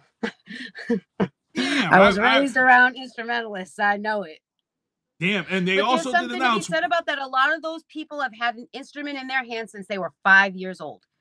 All right. So when you go to a college, and there's a lot of other instrumentalists there, it's 9 times out of 10 because their parents put an instrument in their hands and forced them to do classes. And it takes dedication. If you quit, if you're in high school, middle school or high school, and you don't make it to that college level, you're not going to have that same attitude. You may still play, but you're not going to have that same attitude. When you are in that Juilliard, you know what I mean? Like when I went to apply for colleges, I sent an application to Juilliard. I didn't go to my audition because I got into Berkeley, but I had an audition date. You know what I mean? I auditioned for the Boston Music Conservatory. You know what I mean? There, you go in and you do an audition process and you bring your instruments, you play your instruments, you sing your arias and you sing your classical music. And you know what I mean? As an R&B singer and a rapper, when I talk to people about the process of, you know, getting into school and having to sing classical music, they're completely taken aback. They can't even imagine it. You know what I mean? But I grew up doing that kind of music. So it's really just an easy natural next step. And, you know, also people, Boston Pups did also announce again on May 4th, they will be doing the Star Wars show. So it's, Felicia says it's the same thing for dancers at Berkeley. Same type of attitude. So she's saying it's the same thing. Wow. Crazy stuff. Also in the entertainment booth, here we go. My first trailer of the night. This trailer dropped on Sunday, and I know Veana is actually one movie ahead of me on this, so I got to catch up. But I seen the trailer for this one, and look, people, Disney dropped it over the weekend. This is the new trailer for the new Tron movie being released. Tron Ares, here we go.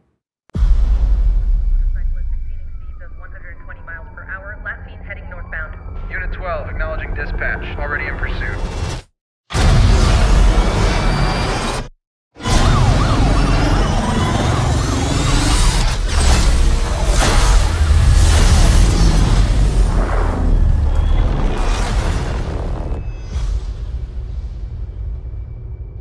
I'm looking for something. Something I do not understand.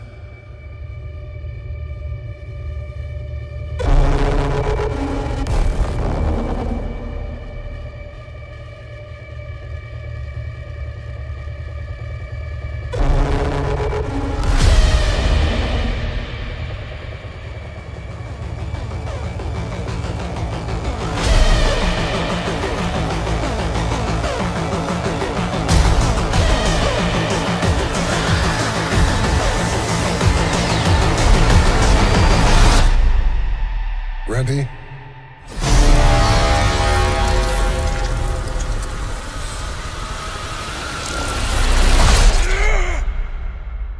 Because there's no going back.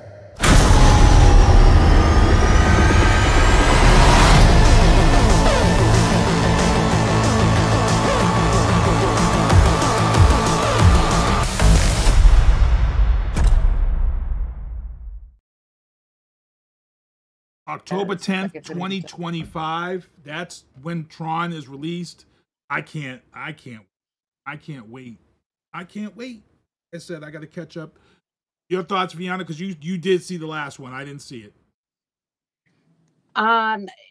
This one looks like it's going to be probably better than the last one. They have a much better concept. Well, not better, but they have a much evolved concept.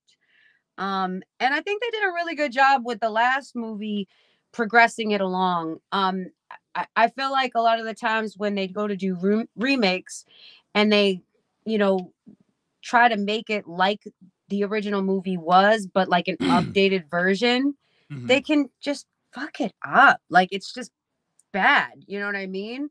I really like the idea of them, you know, evolving in time naturally. And if you watch the one from the 80s, is it the 80s or the 70s? Yeah. You watch the one from the 80s and then you watch the one that came out 10 years ago, 15 years ago now.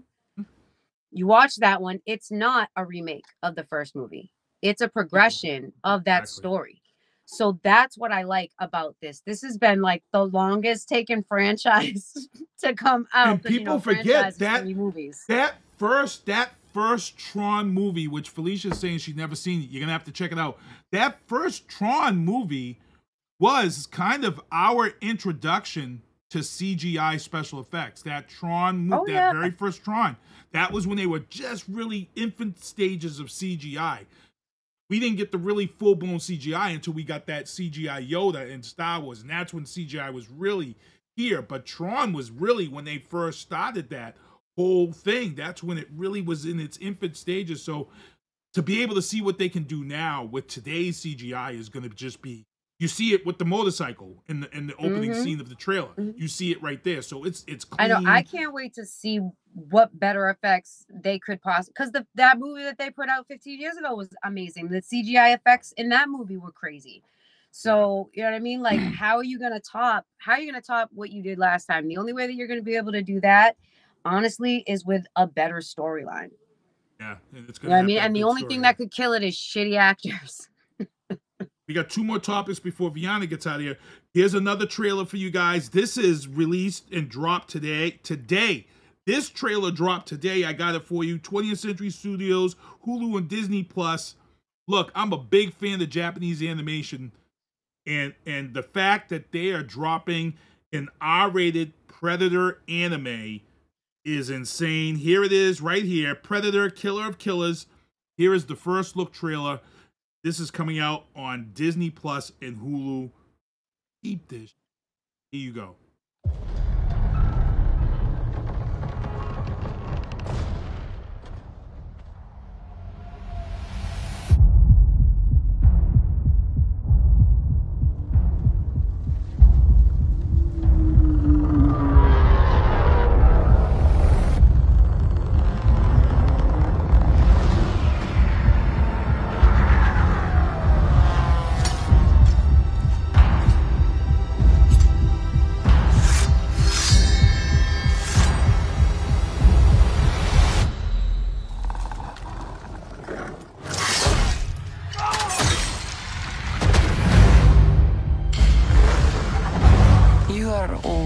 Now. It's time I tell you about the monster.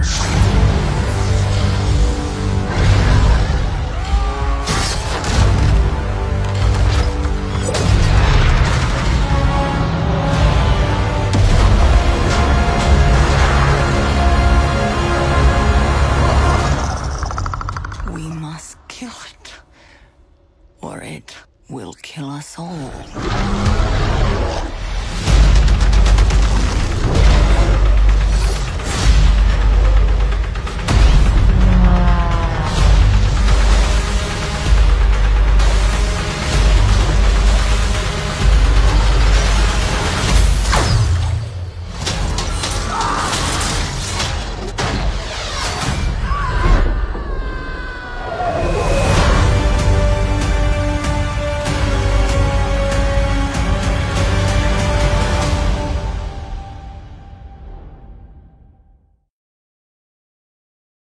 Yeah, I'm a big anime fan. I am ready for this. Bring it on. That's Sundays is when there's no football. Sundays is my day to watch shit. So that will be something on Sunday. And now the nice weather's coming. Usually I'll be out in the backyard, but gazebo got destroyed this winter in that last storm.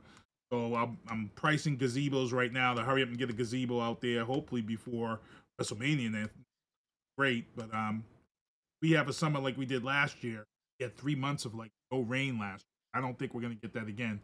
But before Veana gets out of here, let's get into our last topic.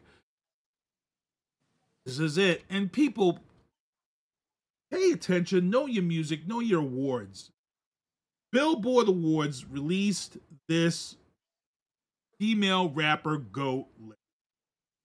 And let me pull it up big size here so we can, let me get this up and kind of see what's going on. So Billboard is an award. They have their award show and things of that sort. People, when they release these lists, people tend to forget that, what the award and who's giving the award is based on. And people seem to forget. Billboard Music Awards is not based on talent. It's not based on popularity. Billboard Music Awards is based on strictly your record sales. It's not based on popularity, who's the best. And there's a lot of people out here right now, they're very upset at this list. And I saw the list. I'm looking at the list and I'm like, I hate to say this, but I'm agreeing with this list because I realize that, yes, this list is based on sales. And when I look at this list, I'm saying to myself, I totally agree with this list. I totally agree with this list. So I'm going to, Veana's on here. She is an artist. And, she also knows her stuff. And we're going to get into this because I want to let people know. Again, Billboard Music Awards, this is based on sales. So, have you seen this list yet? I have seen the list, and Billboard is a chart company. They're a charting company, so they basically keep track of sales. They keep track of streams. They keep track of everything. So of course, all of their awards are going to be based on their analytics and who is trending at the highest at any point in time. Now, if this list is based off of to date, highest sales, highest streams, highest charts, then it's accurate. It's accurate. I don't care about what your opinion is. I don't care about who your favorite rapper is. I don't care about anything but the numbers. We're talking about stats. That's all that matters. And if you disagree that Nicki Minaj shouldn't be on the top of that list, you don't know what you're talking about. You don't. She and has let me pull it up here so they can see it. Records than any other female rapper. Love her, hate her, do whatever you want. She has outsold all of them. All of them. So it is like what it is. Like I said, I looked at this list and I looked at it and I seen a lot of people and I'm like, well, first of all, Nicki Minaj was in the perfect storm of when music was transitioning. Nicki Minaj was that female rapper when CDs was just winding down and getting into streaming. I remember seeing Nicki Minaj. The only reason why I knew about Nicki Minaj is because she was Diddy's son's date on MTV's Sweet 16 party. And Diddy said, yeah, my son wants Nicki Minaj as a date, and she's the hottest thing on mixtapes right now. And after that, everybody was on MySpace. Everybody was looking it up and seeing who Nicki Minaj was. And then she got linked up with everybody she got linked up with, and she blew up. And she's been selling records ever since. And then she made that transforming into streaming. So when you say she's #1 GOAT of all time in record sales, that is a fact. I agree with this list. Missy Elliott is coming in at #2. I saw some people saying, well, how Missy Elliott #2? Whoa. Before Nicki Minaj came on, Missy Elliott was holding sales down over any other female rapper. Every album that Missy Elliott dropped was insane. That is not based off of solely Missy's music. Missy has written for 1 million artists. That's right. This is based off of how much she gets writing, guys. That's right. When you write Let them for know. artists, you get writing credits. So guess what? If I wrote songs for Nicki Minaj, I'd be up there with Nicki Minaj as one of the highest paid rappers of all time because I wrote for her. You feel me? Like, this is how it works. So Missy has a lot of accolades to her name. So she's probably right up there. Right up, like where she should be, right up underneath Nicki Minaj. And what's impressive for me, like I said, #3 is Lauryn Hill. Lauryn Hill only released one album, Miseducation Lauryn Hill. Her only other album was MTV's Unplugged. So the fact that she's up there and she's still gaining money off of that one record is impressive because that album was huge. That Miseducation of Lauryn Hill was a huge effing album. And she also had one of the longest running singles, I think, of when that album dropped. One of those singles ended up being like one of the longest running singles. Killing Me Softly, I think was. Yeah, I think it was like the longest number one running single for a while, for like almost a year. #4 came in, and I agree with this one, Lil' Kim. He's #4. Well, you gotta also think about it. Longevity matters. They're still relevant. Mm-hmm. These people that are on the top of this list, these are people that are still very much relevant in rap music. You know what I mean? These are not people that are falling off and are putting out music and nobody's listening to it. These are people that have a huge following, a huge fan base that is still funding their lifestyle. Right. That's why they can live the way that they live and do the things that they're doing. They have the fan base to support this list. #5 hasn't put an album out, but I agree with this one. Queen Latifah came in at #5. Bangers.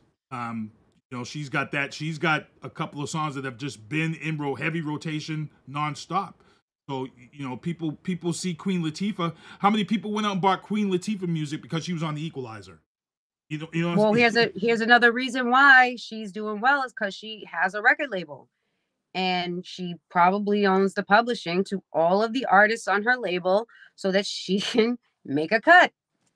That's going to go to her bottom line. That's going to go to her Billboard chart number 6. recognition. Number 6, MC Lyte, who just released the new album last year. Yep. MC Lyte. Yep. She was one of the first female rappers out there. Salt and Pepper doesn't surprise me at number 7. Roxanne Shante, for those who don't know their rap history. Number 8, Roxanne Shante comes in. When you watched that special about female rappers, and they tell you the whole episode with Roxanne Shante, that Roxanne Shante album till this day, that one she released still sells. That one song she did to answer UTFO's song, that was the first female rapper to really have a hit. That people don't realize how big that friggin' record was. They don't realize the doors that Roxanne Shante record kicked down. Number 9, Eve. I'm not hating on Eve. So anybody out here who's talking about why is Eve up at number 9, you don't know your shit. Eve is putting music out also. Eve takes off from rap to have a life after having a successful career as a rapper and actress, got married, had some kids, and took some time off, and y'all think that she's not doing nothing? Guys, these people's music is still streaming on a daily basis. They have monthly listeners that are in the 6 and 7 digits. Eve has millions of listeners on a monthly basis. This is why they're on this list. It has nothing to do with what they're doing right now. It has to do with how many people are still listening to their music. This is why these lists are relevant, because these women started putting out music 30 years ago, and they are still being talked about in 2025. Yep. Number 10, Foxy Brown. Agreement there. I'm in agreement there. And so I saw people complaining about the bottom half of this list. So like Cardi B comes in at 11. Over the Brad at number 12. Trina, who doesn't surprise me, is number 13. Left Eye, number 14. Megan Thee Stallion, 15. Doja Cat, 16. Rhapsody is a surprise because she's fairly new. Rhapsody comes in at 17. Over Remy Ma at 18. Lotto is at 19. Moni Love is at 20. Glorilla is at 21. Lady of Rage is at 22. Lady of Rage, which she didn't have that many hits. So I don't even know how Money Love made the list. She's an R&B singer. She's not even a rapper. Yeah, she's got a couple of hits that's probably just heavy in rotation. 23, Gangsta Boo. Doechii at 24, and Tierra Whack, who I never even heard of, is at 25. And I've never heard of any Tierra Whack music. So if you guys know Tierra Whack, drop it in the link in the chat. I'm gonna have to check her music out because she's number 25 for greatest of all time in sales for Billboard. Alicia says Eve was the shit. It was. Eve was, for a minute there, Eve was doing features with pretty much who's who, everybody out there. Everybody. I mean, she did do features with everybody, and then she got bored and went and started acting. I mean, she's had a great career. Yeah. So this is the list. Billboard, best female rappers in sales of all time. So like I said, people, stop it. Craziness. Well, stop it with your opinions. This isn't based on your opinion. And if you want to have a list, create your own list. You know what I mean? But this list is based off of statistics. I know. Let's not even get into that. That's a whole nother. People have lists for all different reasons, but this is based off of stats. If you want to talk about anything, just talk about the facts. Yeah, I saw people, they were like, why is it Lotto at the top of the list? Stop it. it's sales. You have to remember, people are streaming. A lot of these women now, their streaming numbers are incredible. They didn't put hard copies out. So, you know, money is less. And Kevin Edwards talked about that when he was on the show. So it's good stuff. Mm-hmm. All right, so I'm going to let you give your goodbyes and stuff. I know you got to get out of here before I get into the rest of the topics. I'm going to let you give your shout outs and stuff. You guys can come and check me and Keith out next weekend at the RemiTV Awards. I hope to see you guys there. Look forward to the V Spot coming in June. It's going to be a full panel relationship show, basically kind of like tonight's conversation. If you are up with that kind of stuff, they kind of broke up. And I feel like there's a hole there, and I think that we can fill it. So look forward to that. coming, and also look forward to more one-on-one artist segments, because I'll be doing some interviews with some of the local talent so that we can break down lyrical content and the stories behind some of their songs. And that show's going to be called Studio V. So, look forward to those things coming up. I'm releasing a new album this year. It'll be out in August, at the end of August. I'm not releasing it on my birthday because I'm going to enjoy my birthday this year. When you're doing a release, you're running around, you can't really have fun. So we're going to do it at the end of August, but Blacklisted will be released this year. If anybody is wanting to know anything about Veana Marie and the brand, you'll be able to figure that out when you hear this album. So don't ask me no questions before then, because I'm not giving any interviews about that. Outside of that, get me on VeanaMarie.com. Send stars. You know what I mean? You can buy stars for 31 cents. 19 to 29 stars cost 31 cents. And helping artists, helping content creators by sending stars helps them reach their milestones every week and helps them push their brand so they can continue to create content that you will enjoy. Oh, and please, I have subscribers. Can y'all tell me what kind of special content you would like? And nothing weird or pervy, because I'm not doing that. This is not OnlyFans. But I need to know what kind of special content y'all would like. All right? Hit me up. Let me know. I'm glad she put that disclaimer in there, because I know there would be the mad creepy people putting foot emojis up in there. I don't know what it is with these feet people. And they're mad open about it too. Feet people don't even keep that shit secret. If they want to drop the feet, and I'm like, this is creepy as fuck. This feet thing is creepy as fuck. Rex Ryan of the Jets, coach of the Jets, he's a foot guy, and he made a comment about him and his wife one time during and I'm like, what is with these feet people? They're just super open and weird about this pervy feet thing. Stop it. Don't be dropping feet emojis in the chat just to piss me off, because I'm gonna be mad. I don't block many people, but you drop foot emojis, I might block you. I'm crying. While we're getting out of here, I just want to mention my Crocs OnlyFans is available. No, sorry. I am catching up on my Crocs. I got a new pair of Crocs, Dragon Ball Z. Biggest hypocrite out there right now when it comes to Crocs. So, you're loving your Crocs. Good stuff. I want to thank everybody for supporting her, and we're gonna take a quick break, and then I'm gonna be back here to close out with the last segment, because, like I said, I have Turnbuckles and Spilt Liquor coming up at 9:30. So it'll be. Veana, thank you for coming on the show, and it's been good stuff. And let me take a quick break here. We'll be right back in a second. Have a good night, y'all.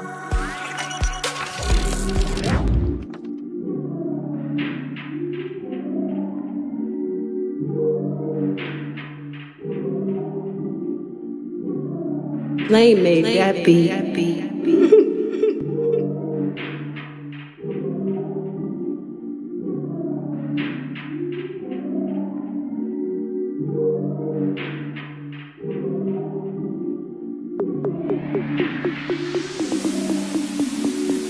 I smoke, I drink, I do my thing. These dishes.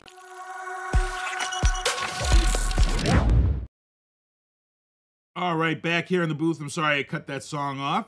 That was Veana Marie, Back Down. And hey, I got to thank everybody for tuning in to the show. It's been a great night. Let me get into these other topics here. Let's get into the sports booth. In the sports booth, big congratulations to UCONN Huskies. The women UCONN Huskies took home their 11th NCAA women's title. They have the most. They are the GOAT of women's college basketball. So big ups to UCONN, women's NCAA champions. And I was kind of, man, this one kind of hurt, because, Miss Staley, South Carolina, that's who they went up against. And I really like Dawn Staley too. But the fact is Connecticut was the better team. It was great to see them win, but they are now the GOATs in women's college basketball. So that was the only thing I had in sports. I wanted to make sure I give that up. Let's get into the legal booth. In the legal booth today, just before this show went live, an hour before, they locked down the jury. They've got their 12 members for jury for the Karen Reed trial. I know people have been in my chat, in my inbox, asking why I'm not really. I'm letting everybody else talk about this Karen Reed thing. I'm just so confused over the whole story. And I see people standing outside when I go through Quincy. I'm seeing people standing outside. You know, they've been out there all year long in support for Karen Reed. Karen Reed's defense team is now asking the Supreme Court to prevent a retrial for murder. This is, as we know, it ended in the mistrial. They want to prevent a retrial. That would be real nasty, real costly. But again, they've now got their 12 jurors, so they'll be moving forward. They're saying within a week they should be starting trial. So we'll see what happens. Let's get into the Trump Trouble segment. In the Trump Trouble segment, President Trump, as you guys saw before, President Trump had a PAC fundraiser. I think it was like $5,000 minimum to get a plate. And it was down in Florida. He golfed in the Live tournament. He won his second tournament of the season. And we already know that he cheats. We already know that people let him win. And the crazy thing here is that this is where the hypocrisy of MAGA comes in. You know, when Joe Biden was in office and Harris was running, one of the things that Trump did was Trump went to all of these things where soldiers had lost their lives. And I knew it was pandering. I knew it was fake because, back when he was running, one of the things he said about veterans was that they were losers. And he caught hell for that. So that was his true feelings about veterans. So when you saw him doing all this stuff and then calling Biden and Harris out for not being there or whatever, you knew it was pandering. You knew it was fake. And I've been talking about the hashtag FAFO, fuck around and find out. And veterans found that out this weekend because we had 4 soldiers who lost their lives. Their bodies and their remains were returned and arrived in Lithuania this weekend. And usually, as you saw at the beginning of the show, usually the president shows up when the remains arrive, and the president is there when the remains are on, either U.S. soil or at a U.S. ambassador soil, which it was in Lithuania. Trump did not go. Trump sent Pete Hegseth, the Secretary of Defense. Why? Because Trump wanted to be there for his fundraiser in Florida, because people paid in the upwards of $5,000 or more per plate, and to raise money for his PAC, and to schmooze with the Live Golf people. Because as you guys know, Trump is the guy that's trying to get Live and the PGA to merger. And why is that? Because Trump makes a shitload of money off of this. These golf events happen at some of his properties, and he rakes in a ton of money off these properties. So when people say, oh, he's donating his salary to charity, he's getting it all back, people. 2 or 3 times more than what he's donating. So I don't want to hear it. I don't want to see it. I think it was disgusting. For those who didn't see it or recognize it, shame on you. Shame on you. Also, in the Trump troubles, I've talked about this. The tariffs have hit. People are pissed. And just this week, 4 GOP senators cross party lines and vote with Democrats to undo the Trump tariffs on Canada in the Senate.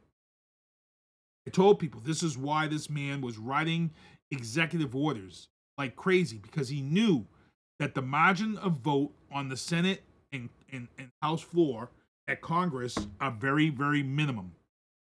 And he can lose any given day. And this tariff thing that he's done, it didn't go through Congress. It didn't go through Senate.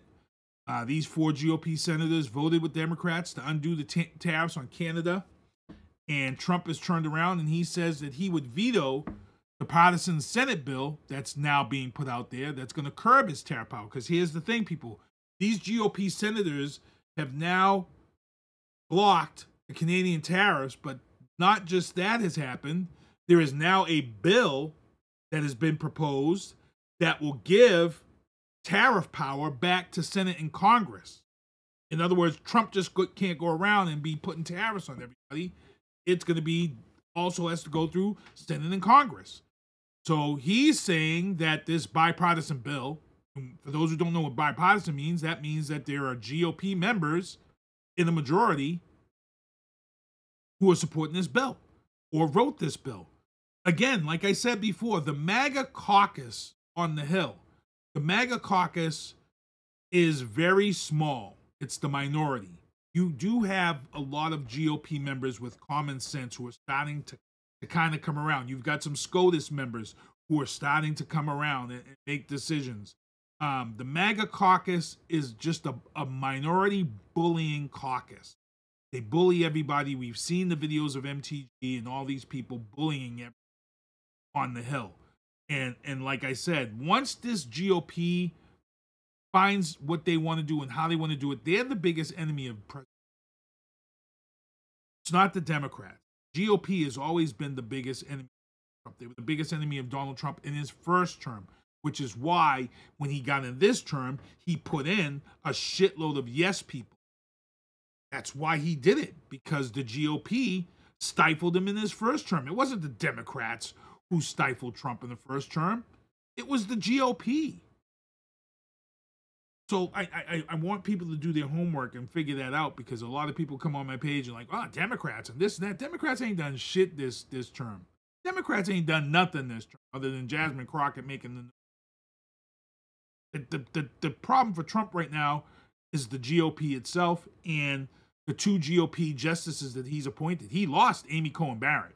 He's lost Amy Coney Barrett now for the last 7 months. He's lost Roberts. To a point. He's lost Roberts.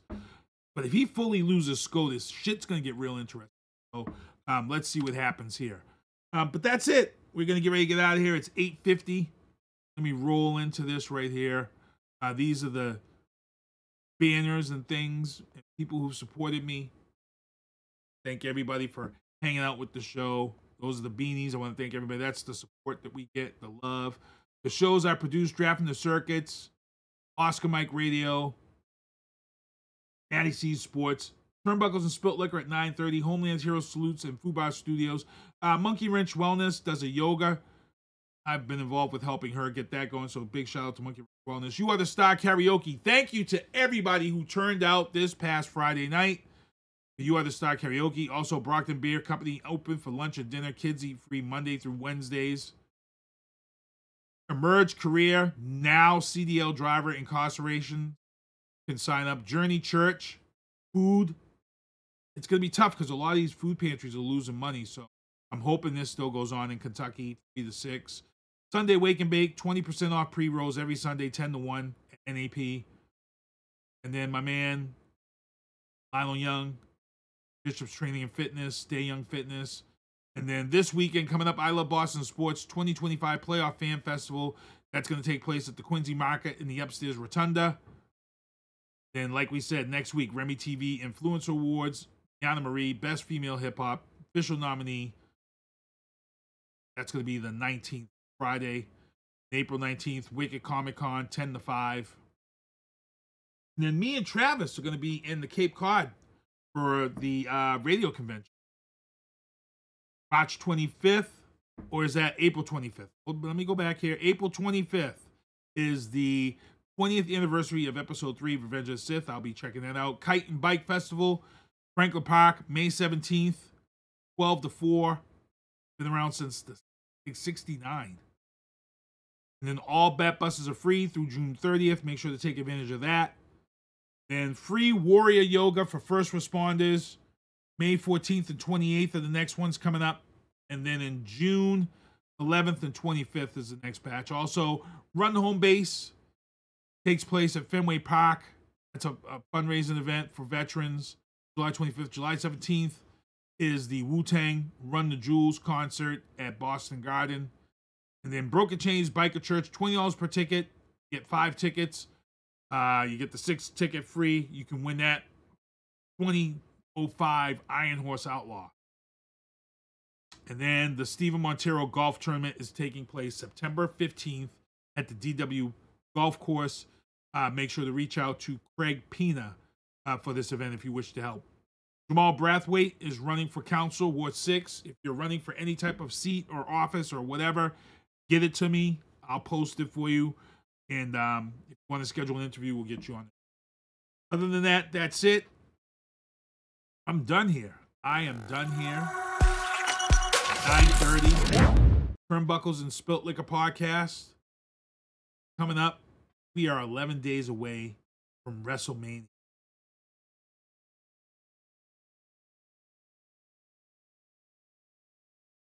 Right, we're going to be talking about some of this stuff.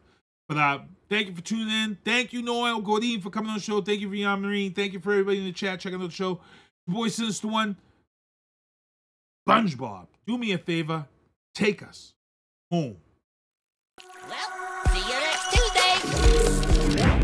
Thank you for listening to The Booth on Hoobazoo and HatcherRadio.com. Please follow the Facebook page and subscribe to the podcast at Apple Podcast, iHeartRadio, and Spotify. The Booth is a Sinister One production hosted by Sinister One. I've got to start hanging out with friends that are a little more intelligent and understand politics and stuff. It's just that I'm up on this level up here, and all my friends are down here. Me, nah. You guys, nah. Maybe a little more down in here. Screw you guys, I'm going home. I smoke, I drink, I do my thing. These bitches hating, so you know I got to make it plain. Don't do cocaine with your chick, my main. We stick together, true forever, yeah, you know we bang. I miss those days, which was easy. If only I made it, keep this shit on repeat. Now that I done upgraded, I've been upstate, but y'all think I'm playing. And I got a hit now for these weak assholes who think I ain't slaying. Try me, and I'll probably end up laughing, cause I never back down. I'm that chick with a clean ass whip, I don't need that shit, I got my own now. I get hard, I get tired of fussing, fighting, guess I gotta crack down. Don't mess with me, cause on everything I'ma have to bring the whole city out. WHOOBAZOO, that's Hoobazoo.com. Enter website.